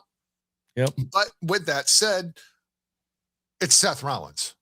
Now, I don't know if it was Seth Rollins in Saudi Arabia. I don't think they flew Seth Rollins halfway around the world so that he could stomp on Braun Breaker's head and keep him from getting into the Royal Rumble. But Black Scorpion style, when we take off the mask, it's Seth Rollins, right? Initially when I was doing the watch along and not hearing it like really loudly, I straight away said, "Oh, that's Seth Rollins, right?" Well, but then we're close enough to Mania at this point. All the other names I've heard thrown out. Do you want to see that person wrestle Braun Breaker at WrestleMania? And the answer is no. It's Seth Rollins. That's why it's Seth Rollins. I personally think it is Logan Paul, as the artist also says. I think it was Logan Paul as well, but I don't think it was Logan Paul. I think it was Seth Rollins. I think it was actually Logan Paul that did it. Right, but it was Seth Rollins. Get the reveal, it's going to be Seth Rollins. It's funny enough. Right. On Grok, right? I call it Gronk because it's a Gronk of an AI. But anyway, people have been saying to Grok to unmask the hooded guy, and he does, and Grok does, or unmask it and reveal it, whoever it is. Doesn't look like anybody. But who was under the mask? Jeffrey Epstein? It could have been. It could have been anybody. It was just a face that I don't even know. But I find it interesting that it actually did it, though. It would have been funny if it showed Austin Theory or Logan Paul. But I personally think it's not. Excuse me, I got the hiccup suddenly. I personally think it's not Seth Rollins, though. And I do think it's Logan Paul because if you go back to Raw this past week or last week now, you know how Logan Paul said to Braun Breaker that all the Vision is going to make sure that he wins the Rumble. He's being condescending really by him saying that. And okay, so here's my question. If it's Logan Paul and the match is Logan Paul versus Braun Breaker at WrestleMania, two questions. Number one, whose corner is Paul Heyman in? And who does the person writing this want you to be pulling for? Who is the babyface in that good question? That's a fucking great question, dude. And that's why I don't think it's Logan Paul. Logan Paul's a total scumbag, right? You can't cheer him. You just can't cheer him. And you don't want to turn Braun Breaker at this point. And you don't want to take Braun Breaker away from Paul Heyman at this point. So Logan Paul doesn't make any narrative sense to me. Even though I think it was Logan Paul underneath. But it was Seth Rollins. I get you, right. But in saying that, you stumped me now, Jargo, a little bit because I'm trying to make it be right. But now that you said that, you're right. So I don't know, man. Wrong. I like the idea of Logan Paul versus Braun Breaker, and I like it at WrestleMania. It just inside of their narrative currently, it doesn't make any logical sense to me. Right, that's true. What about if it was Jake Paul even? Still doesn't matter. I dislike that even more.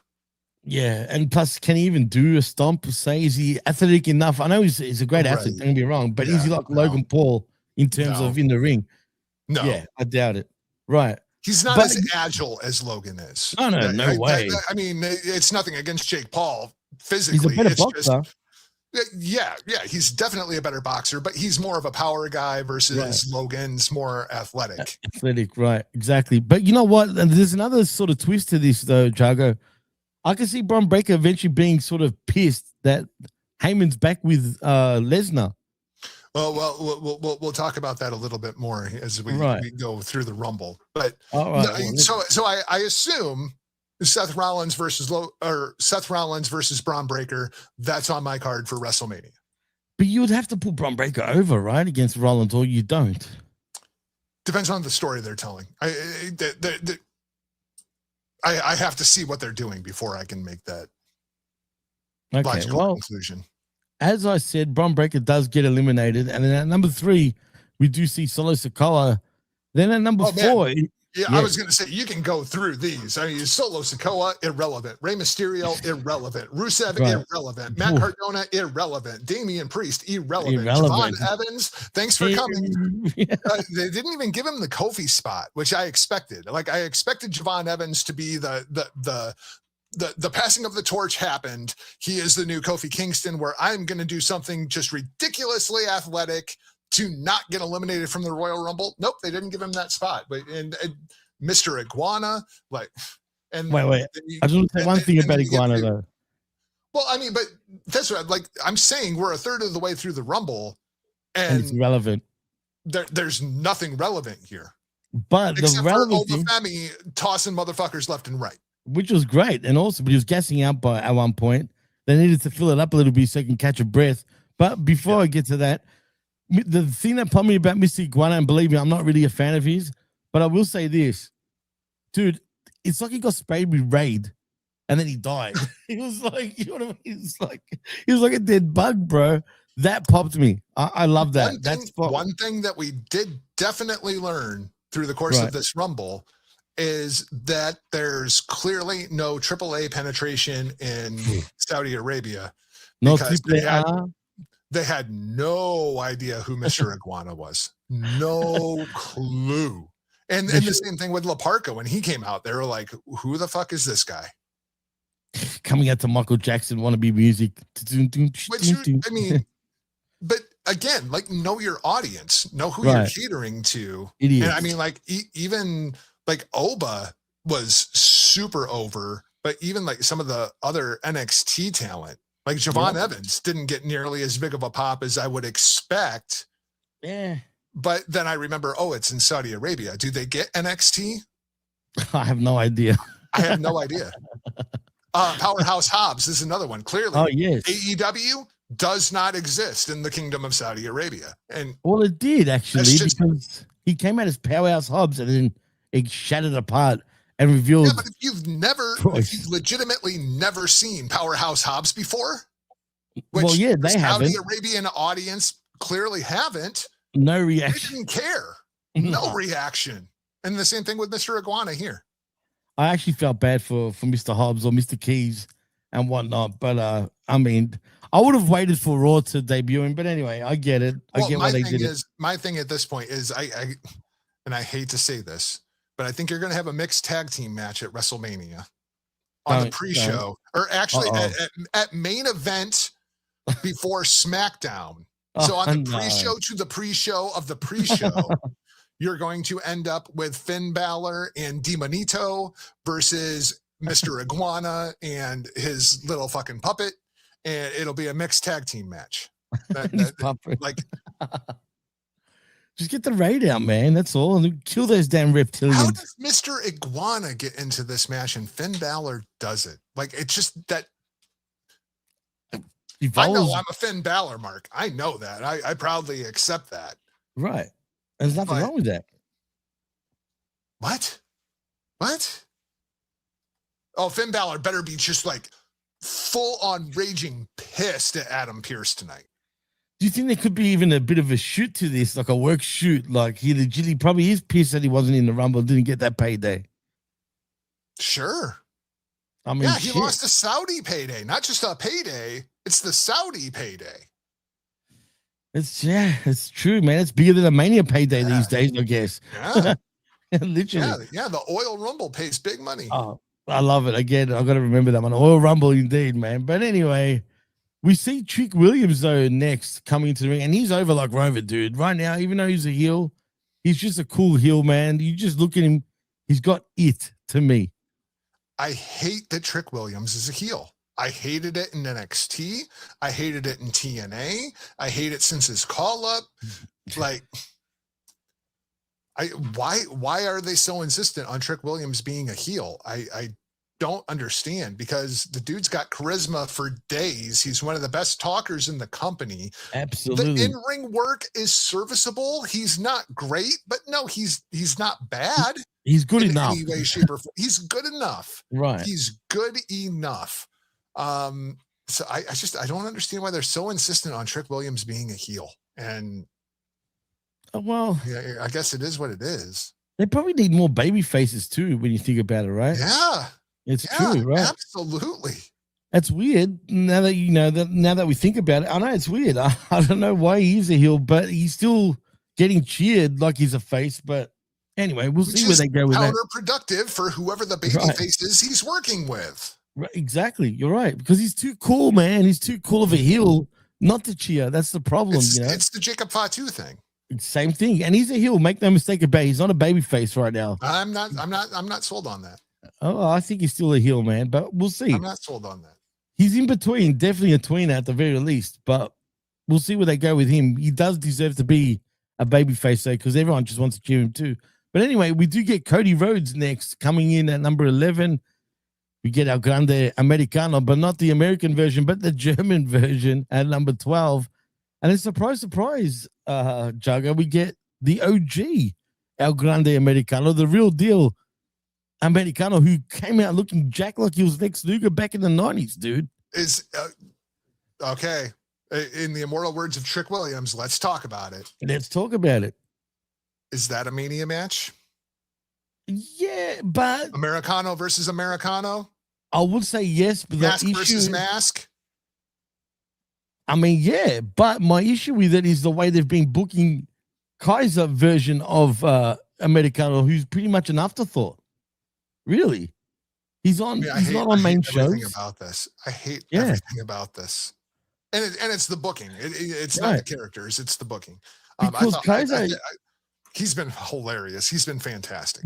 Absolutely great. I dare say much better than Gable would ever do under this friggin' mask, because the guy speaks fluent Spanish, which blew my mind. Yes. I didn't know he could speak Spanish. And I love I love the cracks me the fuck up, dude. Because like here you have two Englishmen and a German all pretending to be Mexican luchadors. Like, I love it. I love it. Pretty funny. You know who's missing. What? If there was ever a time for El Generico to show up. Oh my God. This is it. This is it. Give me El Generico versus El Grande Americano. Way better story than Sami Zayn winning the WWE Championship. Like, sign me up, man. Like, we sent a private jet to Tijuana, have him come out with a bunch of little like Mexican children that are all of the Generico orphanage. Oh, like, stop it, man. This is it. And then that's also how you bring back Kevin Owens, because Kevin Owens gets triggered when he sees El Generico and he hates his fucking guts. And then we thought that feud again from Ring of Honor. Yes. Every bit of it. Every bit of it. No, El Generico versus El Grande Americano. That match, you know where that match happens, Jimmy T? In AAA. Triple Mania, baby. El Generico versus El Grande Americano. It would be the hottest storyline in all of professional wrestling. And I'm not even bullshitting. I know. I see that. Sign me up. But do you think Sammy would ever want to go back to that character? You think? Do you think he'd be up for it? Do I think he would want to? Right. Like, no. Yeah, I don't think he would either. Could? Do I think that he would for the right storyline? So, Sammy, this is what we need you to do. This is your next 6 months of creative. We're gonna bring back Generico, complete with the you know how John Cena would come out with all the Make-A-Wish kids and they would form lines. We're gonna do that with little Mexican children. Comes with They're these little all gonna be habibis. your orphans, Right. right? And then we're gonna do El Generico versus El Grande Americano, and Sammy's like, yeah, I don't do you. But then after we do that, then we'll do I Hate Your Fucking Guts, Kevin Owens versus El Generico Oh, no. in a WWE ring. Oh shit. And tell that story. Like, you guys can finally Redo it finish all this over again. story. Right. And I think Sammy would do that. I really do. I think Sami Zayn would do that. Heck, make El Generico the WWE champion even. No, clearly not. Why Clearly not. not? Oh, that would pop me, man. And everyone going, ole. I mean, they already do it. I know. Every time. Ole, ole. They're always doing it when he comes out these days. You're right. Yes. But still. Just El Generico versus El Grande Americano. That's a money program. It's a money program. I'm dying just thinking about it. It would be hilarious. That's for sure, man. It'd make my day. Oh my God. Okay. I got it. I made it even better. Please. I made it even better. And then when finally El Generico is unmasked by Chris Jericho. Oh no. Because going back, what, 25 years now, when he started stealing luchador masks and unmasking people in WCW, yeah. All the way down. Famously, one of my favorite Jericho moments of all time is when he debuts opposite of The Rock. Yeah. At that time, Juventud Guerrera was doing the juicy elbow, and if the juice say so, the juice makes so. Yeah. And The Rock never responded to any of it. Never, right. And The Rock says on the mic, you think you're some big deal because you've been wrestling some guy named Juventud? And the camera pans back to Jericho, and Jericho goes, I took his mask. Yeah. It's one of my favorite Jericho moments of all time. That is brilliant, man. He's like, I did you a favor. I stopped this. At least he acknowledged it finally, right? Oh, it was great. It was great. It's a shame that Hoovy lost the plot, because I don't know if you remember, but here in my neck of the woods, when WCW came down and did Nitro and Thunder tapings, did you hear what happened with the cops here? Yeah. He got high on Hoovy. I absolutely love Hoovy. I was absolutely team Hoovy in the Mysterio feud. Like, hey, me too. I loved Hoovy. The juice say so, the juice makes so. I love me some Juventud Guerrera. He's still going strong right now too, by the way. And he looks great. He looks great, man. He does. But once he had Andrade going to the same trainer. I mean, it's true.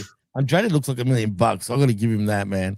100%. But yeah, no, that'd be great. We went from El Grande Americano to Juventud Guerrera like that. Just like that, man. Just like that. Imagine that's how interesting this Royal Rumble was. Juventud Guerrera. Well, let's just get back to this crap anyway, because it is shameful. But we do see Damian Priest getting eliminated by Trick after that, and then we see Austin Theory at number 15, Big Bronson Reed at 16, Ilya Dragunov, who doesn't know how to sell, at number 17. Wait, Ilya Dragunov doesn't know how to sell? Do we want to talk about the Brock Lesnar spot? Oh, please, go. Let's talk about it. What do you want to talk about, Jargo?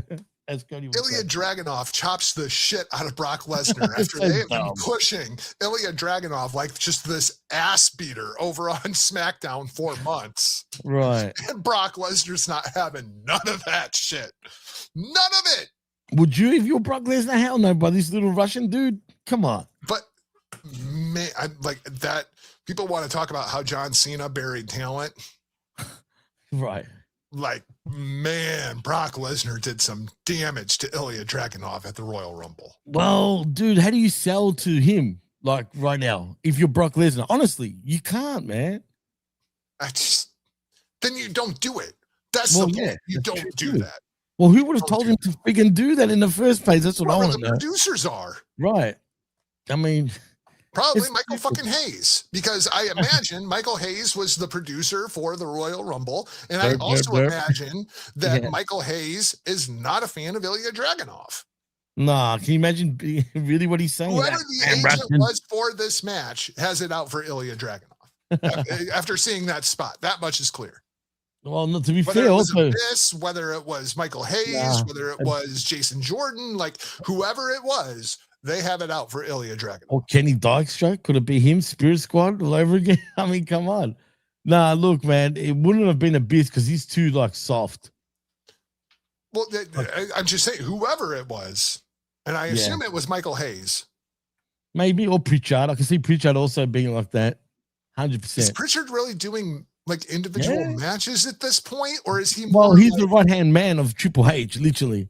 Yeah, no, I feel like this was down to whoever the producer was. Okay, like I imagine Triple H was livid about this. You think so? I genuinely imagine that Trips was pissed about this. Well, Kenny says Brock is just suddenly protesting because Dragunov is a little runt that doesn't sell in these matches, which is true. I don't disagree. I don't disagree. He just doesn't sell. But what you taught me in that moment was all of those matches that Dragunov won and all of those opponents that Dragunov had would not stand a snowball's chance in hell against Brock Lesnar, which granted, that is true. Yeah. But then why are they employed by WWE? That's my problem. Like it was so counterproductive, and it was just a brief spot. Maybe I'm making more out of it than what it really was, but I just thought that was such a bad look for everybody involved.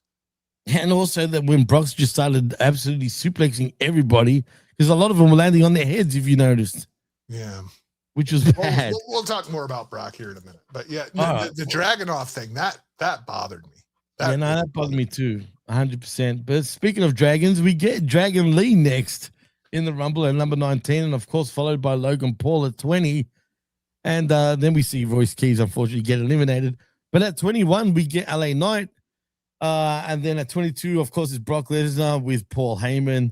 Okay, at 23. Wait, stop there. All right. Because we got two guys here with another one of those moments where it was like, what? Brock Lesnar grabs Logan Paul and gives him a German suplex? I popped to that. I'm not going to lie. I popped to it too, but they're both Paul Heyman guys. They're both Vision affiliated.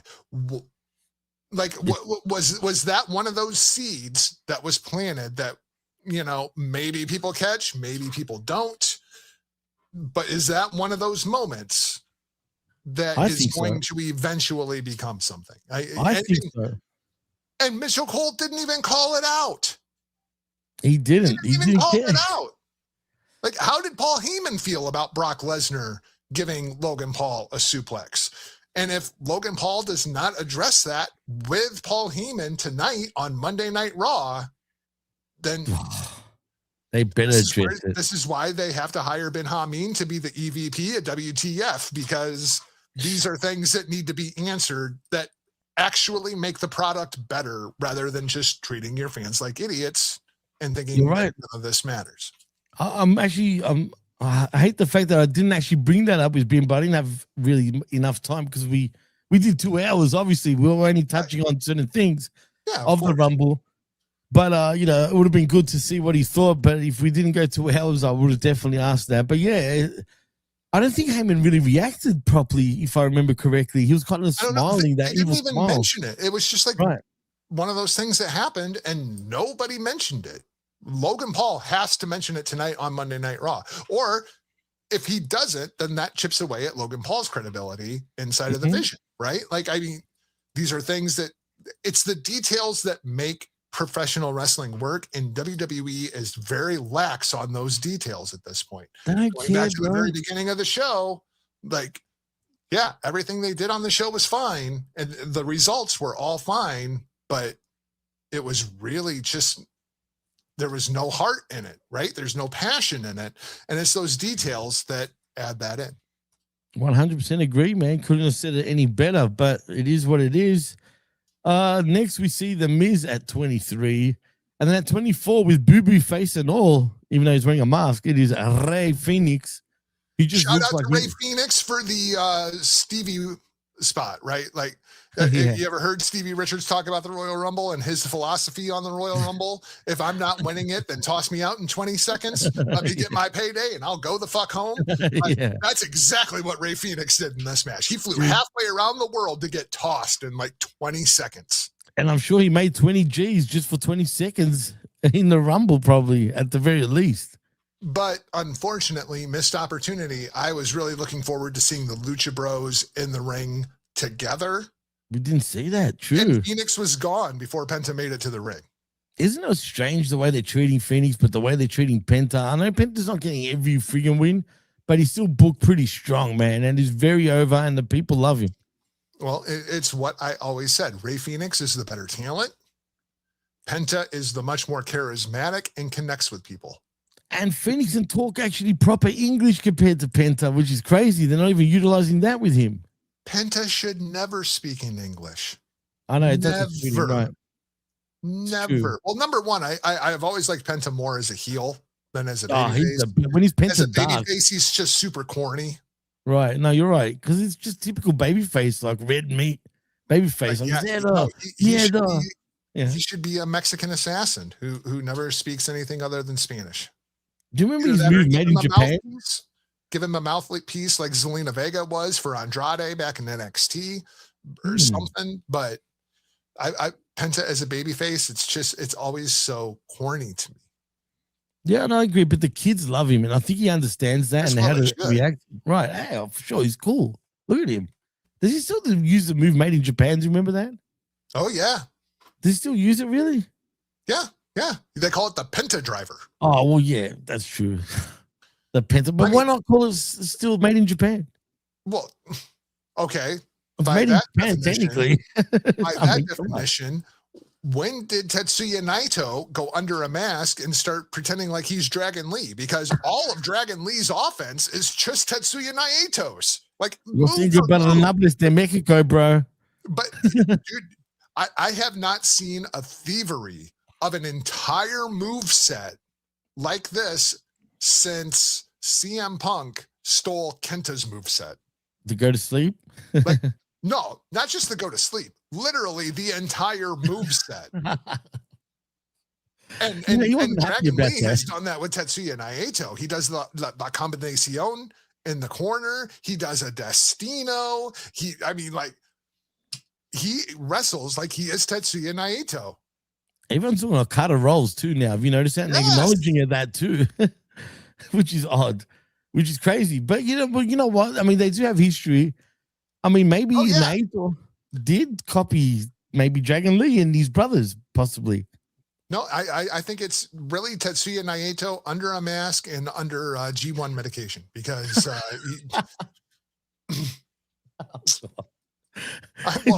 at Dragon Lee, look at Tetsuya Naito, another one of those guys we were talking about that's a fat piece of shit. Like, you ever seen Tetsuya Naito with abs? Always in the t-shirt. Nope. Only when he's coming out to play. If it's a big match, the shirt comes off. But if it's just a piece of shit, but even when the shirt comes off, it's not like he's rocking a six-pack. Nah, never has. But that's cool. It's all right. It suits him though. Anyway, and Takahashi's another one. That's a fat shit too, by the way. Yeah. No, Hiromu's the same way. And he looks terrible since he's trying to move up to heavyweight. Because what's up it's with not that, going man? on his muscle. No, is it his body? He just can't do it, or is he too lazy to even bother trying? No, I think it's his body type. I mean, even peak Hiromu versus Ospreay, Hiromu was skinny fat. I mean, that's true. Even when he fought Dragon Lee and broke his neck, unfortunately, he was still pretty fat. Cal Palace. I'll never forget that, man. I'll never look at Dragon Lee the same way again after that, to be fair. But I can't believe Hiromu finished that match. Anyway, like all of the listeners are like, who the fuck is a Hiromu Takahashi? No, you know what? We got smart listeners, man. They know who we're talking about. But we should get back to the Rumble anywho. Hernandez is like, they're talking that karate wrestling again. Yeah, you know what? He plays dumb. You know, he acts like he hates AEW, doesn't actually watch it, but he knows everything about it, which is kind of funny. But anyway, that's another story. Did I mention the masses? He is. And actually, look out for I Like a Raw tomorrow morning, 10 a.m. Eastern. Me and Look at Ray. AEW's TV ratings. There's a lot of people like Big Ray Hernandez who don't watch the show, and yet they still somehow know everything going on inside of AEW. It beats me. That's hilarious, man. You're on fire, by the way, today, Jargo. I'm not going to lie. You're actually killing it, man. But anyway, as I was saying, let's get back to the Rumble. I did mention Phoenix, right? He comes in and goes right out. And then followed by Obafemi, unfortunately, going out. And then, Brock Lesnar then gets eliminated too, which is crazy. As we see Jey Uso yeeting all over the place, which was pissing me off. How do you miss Brock Lesnar getting eliminated? Dude, what were they doing? So you can watch Jey Uso do this. Yeah, but you know what did make me laugh about Jey Uso? Did you see the way he's treating those Saudi people, dude? He was elbowing dudes in the face. But to be fair, going back to Gorilla Monsoon and Bobby Heenan when they were commentating, right? There's a 90-second time limit. You have to be in the ring by the time the 90 seconds is up for the next person to come out. That's always been the rule for the Royal Rumble. Now, how WWE plays with that rule, Roman Reigns laying at ringside for 45 minutes the first time that he won the Rumble. They play with it pretty fluidly, but that's the rule. Too, back in the day. When you're coming from fucking Iran to get into the goddamn ring and you only got 90 seconds to do it, get the fuck away from me, bro. Bad. He should have been disqualified and kicked out, but it doesn't matter. He didn't last too long anyway, which is at least a bonus. And where's his freaking brother? Out to Kenny Powers, you popped me. Over here, this one, very true, Jargo. I sometimes think you guys are using a name generator for wrestlers. Romu Takahashi. You're a character, Kenny, for crying out loud. You don't know who Takahashi is? Well done. No, that is good. That is probably actually, you know what? You get a star for that one, Kenny. That's a comment of the night. For sure. Where was I? Now I've freaking lost myself. Jey Uso's yeeting. He's got to get to the ring. He's beating up Saudi children left and right. He's not going to make it to Raw tonight because he's been beheaded by the Saudi government, ladies and gentlemen. He was throwing elbows, bro. I swear to you, man. He was just like, it wasn't a coincidence that he didn't come out like that on SmackDown. Did you notice that? He just walked through the... He had plenty of time to get to the ring on SmackDown. In the Royal Rumble, you have 90 seconds. Here's an idea. Maybe, I don't know, don't come through the fucking crowd. Just enter like you're a normal professional wrestler for the Royal Rumble. I know, it's honestly, crazy. It's crazy. It's crazy. I don't think he wanted to come through the crowd. Legit. I legitimately believe that. They made him go through the crowd. I don't think he was comfortable with the Saudi crowd, for real. Of course not. Right. It's kind of fascinating. Anyway, we get Roman Reigns on the way to the ring, you know. God. They think he means bomb. Oh boy. Oh, jeez, what was that? Anyway, we get Roman Reigns coming in next, and thank God he was sick of all the yeeting too, and just bitch slapped his own spot of the night, man. Spot of the night. Because it's reel it back, pow, straight to his face, which is funny. Great shit. And then we get Samoan after Samoan, basically. We get Jacob Fatu after that, after Roman, and then we get Penta at 28. And then, unfortunately for LA Knight, he's gone once again. But at 29, we get Randy Orton. And, of course, at number 30, it's that ain't get Al for the ring general. They had me for a second. I was genuinely concerned. That Gunther would win it? No, I was worried for Randy Orton's life. Wow, why? What made you say that? Randy Orton is bent over in the middle of the ring, and Penta goes to the corner. Oh, yeah. And I thought, oh, my God, is Penta going to give a Mexican destroyer to Randall Keith Orton? No. It might kill him. It might kill, and then they didn't do it. And I was just like, oh, my God. I was genuinely worried for Randy Orton's health. I was genuinely concerned. Has Orton ever taken any sort of move like that? Like, say, a one-wing day? No chance. He probably wouldn't know. He'd probably tuck his head and then break his neck for tucking his head, if you know what I'm saying. Yeah. Or dislocate a shoulder, or, I mean, like, no. And it's amazing that Randy still works at the level that Randy works, and it's because of his connection with the audience. Oh, for Because sure. if you are truly objective and sit and watch a Randy Orton match, he doesn't do shit. But he gets the psychology of the match. He's Do you know what I mean? Absolute master of psychology, but he doesn't do shit. He walks around, he kicks the dude in the stomach, he punches him in the face, he gives him an RKO, the vintage Orton DDT, throws him onto an announce table. Yeah. And it was several years ago. Holy cow, it had to be maybe even a decade ago at this point. I saw an interview with Randy Orton.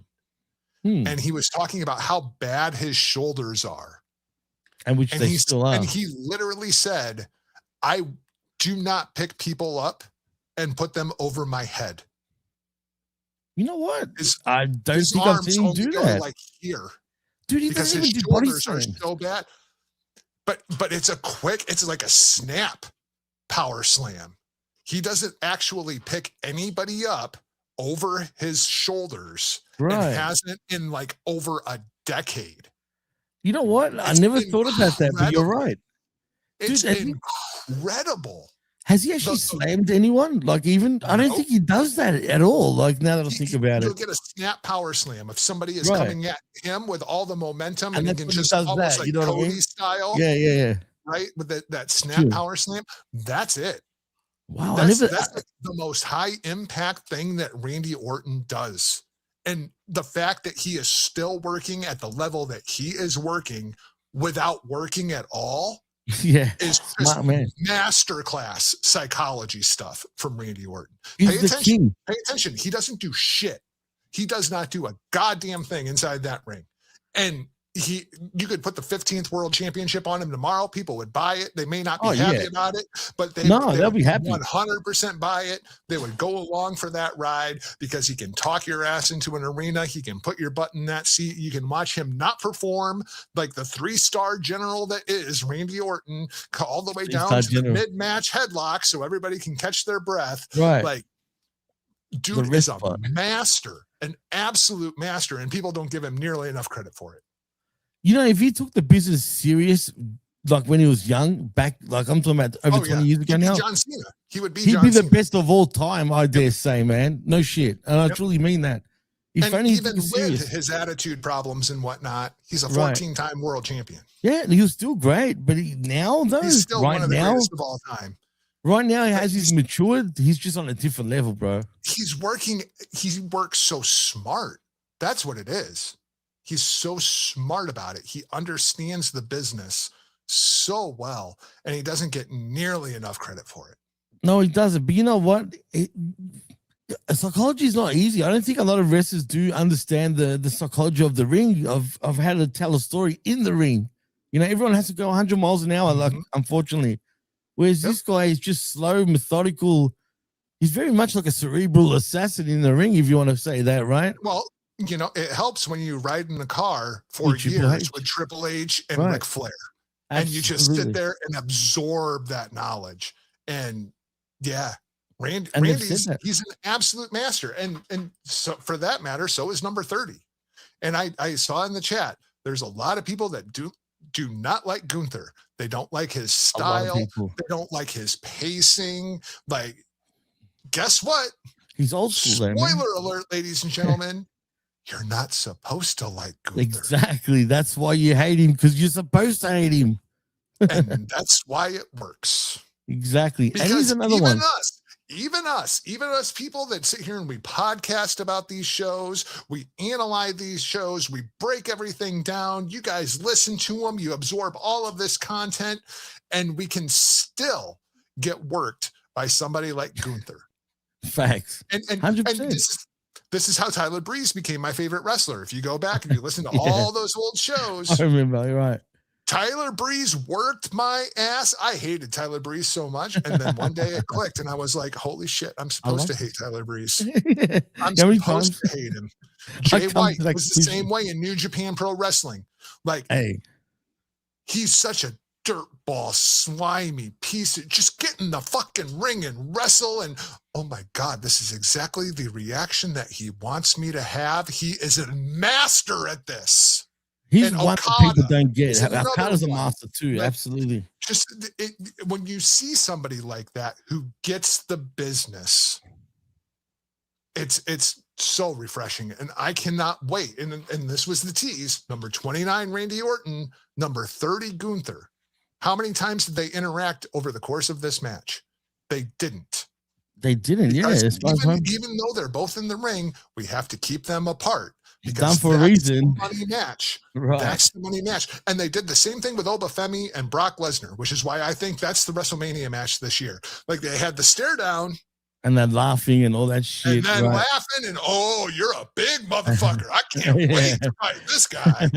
And they're beating up everyone else at the same time. And they didn't. That was the thing. They gave you that little taste. You want to see it. You want to see Obafemi versus Brock Lesnar. What is going to happen? Are they going to put Brock Lesnar over this kid? Are they really going to let Obafemi beat Brock Lesnar? Like, those are all the questions going into it. That's what makes it good. That's what makes it good. Absolutely, man. And that's what makes wrestling beautiful when it's done properly, you know? So let's just hope they don't screw that up, because I'm worried still, even with that match. I mean, do you do it that soon, though, or do you leave them apart for a good year so Obi can sort of... You get...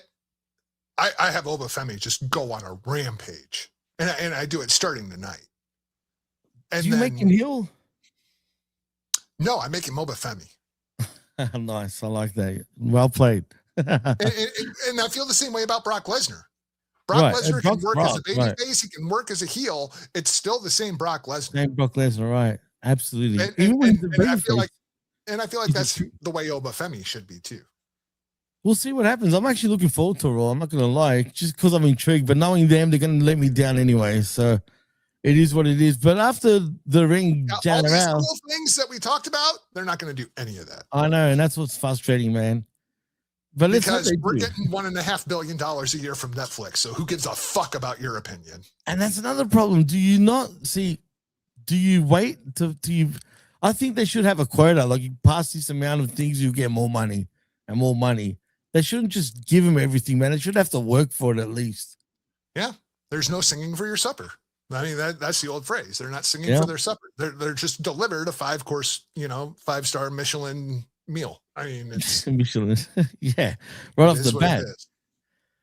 Anyway, as we see the ring general come in the ring at number 30, we see Javon Evans has been eliminated right after that, then followed by Penta being eliminated, and then oddly enough, even Cody gets eliminated, followed by Jacob Fatu, and then Cody gets eliminated by Drew. So clearly that story advances as well. So now you have Drew is involved with Sammy, Drew is involved with Cody, Drew is involved with Fatu.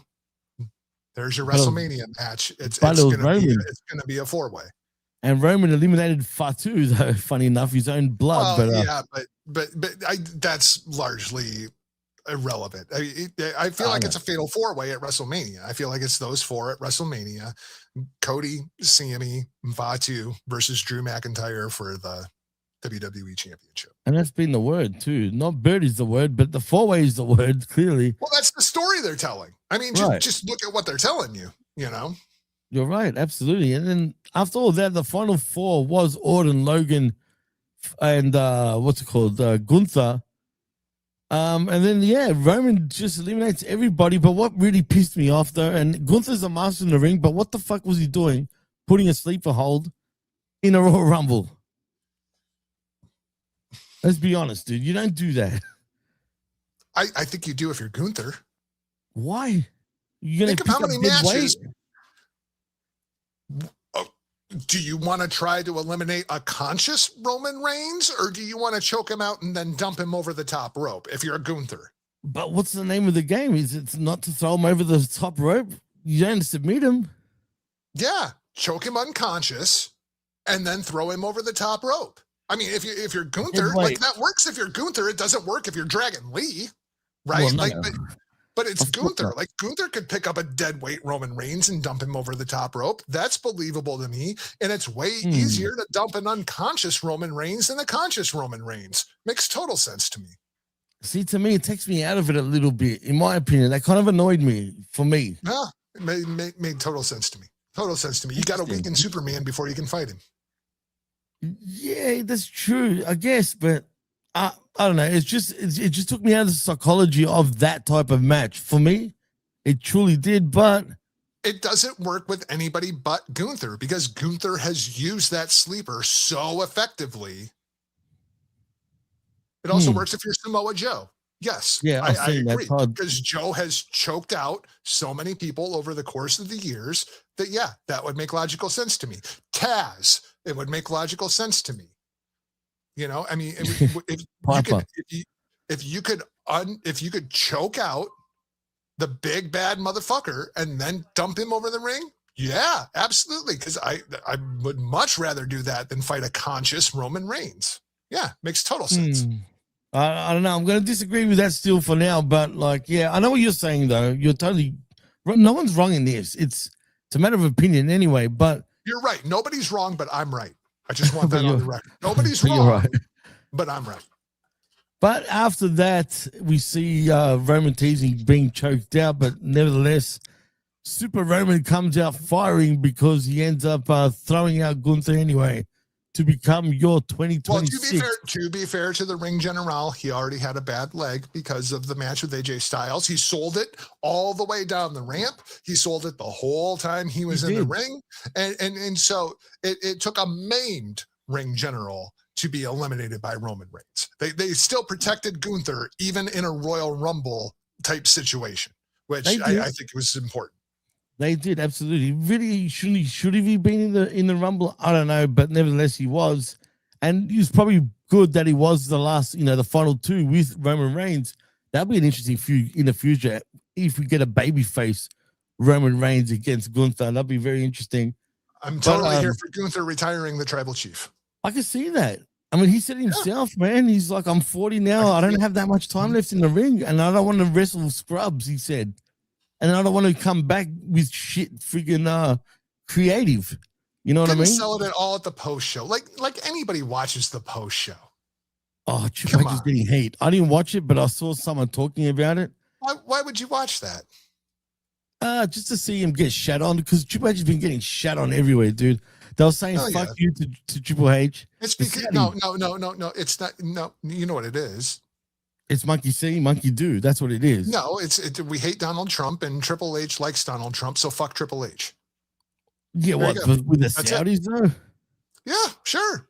I don't know. I think it's monkey see, monkey do. They're just trying to be cool, because everyone else is doing it, so they're doing it just to show, the Western world. Look, we're like you guys. We can do it too, Oh yeah, we sing stupid songs just like the Brits. Shut the fuck up. Yeah.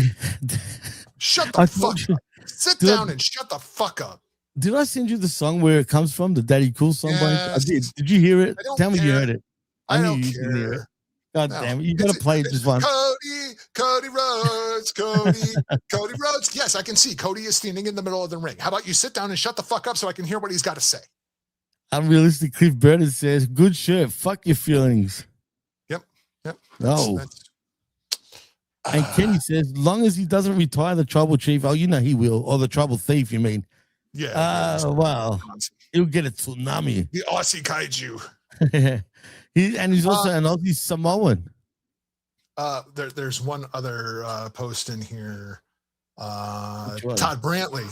Not sure if you guys covered it yet, but can we talk about how they use Rusev? No, we can't because they never use Rusev. What does it say? What is it actually? There's nothing to say. I knew, really, I think they're punishing him, dude. For real. No. So we see what they present in front of the camera. Right. They see the person who walks around backstage. Right. They have to deal with these people in booking meetings. Same thing with LA Knight. Everybody's so high on LA Knight. Oh, they should put LA Knight over. Oh, they should give LA Knight a run with the championship. Did you watch Unreal? Did you see LA Knight miss that spot where it completely ruined the entire Money in the Bank ladder match and it didn't make any fucking sense? And we were all like, why the fuck would you do that? It's because LA Knight fucked up the spot. That's why LA Knight doesn't get pushed. Why didn't they push Keith Lee? Because he's a pain in the ass to deal with behind the scenes. And this has always been the rip on Keith Lee. Okay. Guess why Rusev doesn't get pushed? Because he's been a pain in the ass backstage and creative, right? In the ass everywhere he goes and everybody that does business with him. And I'll throw out another one who wasn't even in the Rumble. Where was Aleister Black? He's another one that went to AEW and everybody's like, why are they still misusing Aleister Black? Why aren't they using Malachi Black the way they should? Oh, now Aleister Black's back in the WWE and now where the fuck is he? We want Aleister Black. Aleister Black's kind of a pain in the ass to deal with from what I hear. And he's taken, he is. I mean, remember when he wanted to quit AEW and he came out publicly saying it. I want out of my contract, but he couldn't get out of his contract and then he was just forced to like stay there for another 4 years. But you know what they did to him? Not always what you see on camera. Sometimes there are things that happen behind the scenes, which is why people don't get the push that you think that they deserve. That's the point.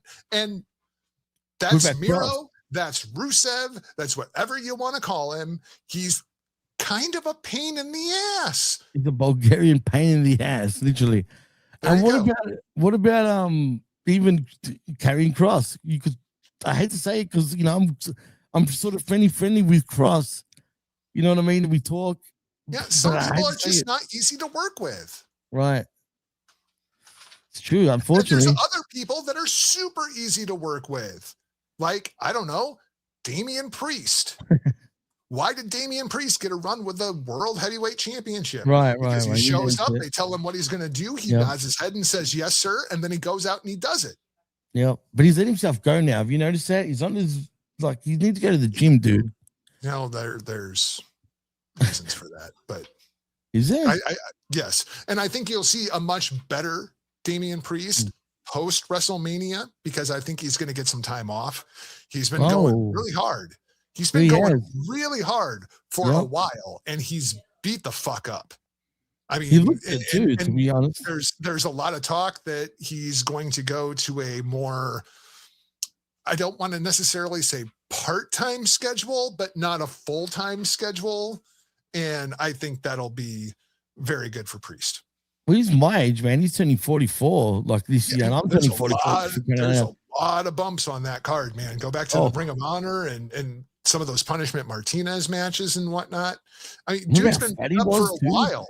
Yeah. He's been beat up for a while. Like, it's my understanding from the people that I talk to. And if you know a lot of people, by the way, he knows a lot of Hitting the Marks episodes, maybe you can figure out who it is that I'm talking I think to. I can figure it out.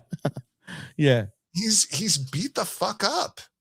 And he's been beat the fuck up pretty much since he had that championship. And he just keeps going because if you stop, somebody else is going to take that spot. Unfortunately, right. It's a shark world, man, in professional wrestling. It's true, man. Well, Jargo, I think we could take it home by now. I mean, we did over 2 hours. I didn't even think we were going to go that long, but we did. And it's always a pleasure talking, man. I don't want to hold you up too much longer. You got shit to do. You know what I mean? So I don't want to hold you up any longer than this. But in saying that, if you had to give the Rumble out of 5 face snap, what would it be? 2 face snaps. 2 face snaps. Wow. You know what? 2.5 face slaps because of the Gunther and AJ match. I'll give them 2.5. Okay. That earns an extra half a face slap from me. Would this event look completely different if it wasn't in Saudi Arabia, in your opinion? Before we go, no, Okay. not under the TKO ownership. So just so you all have my scale. Royal Rumble Philadelphia, when Roman Reigns was booed out of the building because everybody wanted Bryan Danielson. That was a 1 face slap Royal Rumble. And Rey Mysterio got booed too. Yes. Poor Rey Mysterio got booed out of the building strictly for not being Bryan Danielson. And a 5 face slap Royal Rumble is the 1992 Royal Rumble. Right? And 2000 I loved a lot too. Yep. Believe it or not. So that's the scale. You go from Royal Rumble Philly to with a tear in my eye, and this is right in the middle, 2.5 face slaps. I'm with you. I'll give it about a 2.5 as well, man. It's nowhere near any higher than that. And I feel like we're being generous at giving it that extra half to be fair. But again, everything they did on the show, it makes sense. It was just the presentation getting there. And the execution too, I think, was a bit off. But yeah, no, you're right. Absolutely. What did Kenny say before we go? Got to start dinner soon, so going to raise a glass to you, Jargo and Jimmy T. Cheers, buds. Cheers to you guys, man, for joining us. We always appreciate you, and you're always there for all of our shows. So, we couldn't thank you enough, guys. But in saying that, Jargo, tell them where they can find you if you're doing anything, and if you are, tell them. I'm not going to spoil anything here, but I might be hitting some marks at some in the immediate future, so I'll throw that out there. But do they know what you're talking about? But by the way, I don't know. Maybe they do. Maybe they don't. Maybe I like it. That's good. It's very good. And if they don't, that's on them. As far as keeping up with me, please don't. I really don't want to talk to you. If I wanted to talk to you, I'd get on a video call like I am here with my friend Jimmy T. Instead, head over to all of your favorite social media platforms. Hit up the vet at Opinion Haver. He will be more than happy to sit and talk to you to your little heart's content. That's awesome because you hate that. But anyway, shout out to I do it on every show, man. I know. Even when I do the No DQ shows, I say that. How do the people keep up with you? Please don't. I don't want to talk to you. That is brilliant because, he loves people, bro. Yes, he's a people person. I am not. I think people suck. Fuck all of you. Oh, that is brilliant. Well, anyway, if you want to follow me, you can at the PWC Network on Twitter. Also, look out for all the shows that I've been on. Jesus Christ, you can't get enough of me already because I've been on every show but the Impact Attack this week. Literally every show and the Next Level. I haven't been on that, but everything else I was on. So check out all those shows. But look out tomorrow, 10 a.m. Eastern, with myself and Big Ray Hernandez for I Like a Raw, where we talk everything WWE Monday Night Raw. But till then, I bid you adieu. I'm not going to give you a mwah, but I'll say good day and goodbye. Until next time, take care and be easy. Peace. Release the Einstein files. Yeah, the Einstein file. That's brilliant. See you later, fellas. Peace out.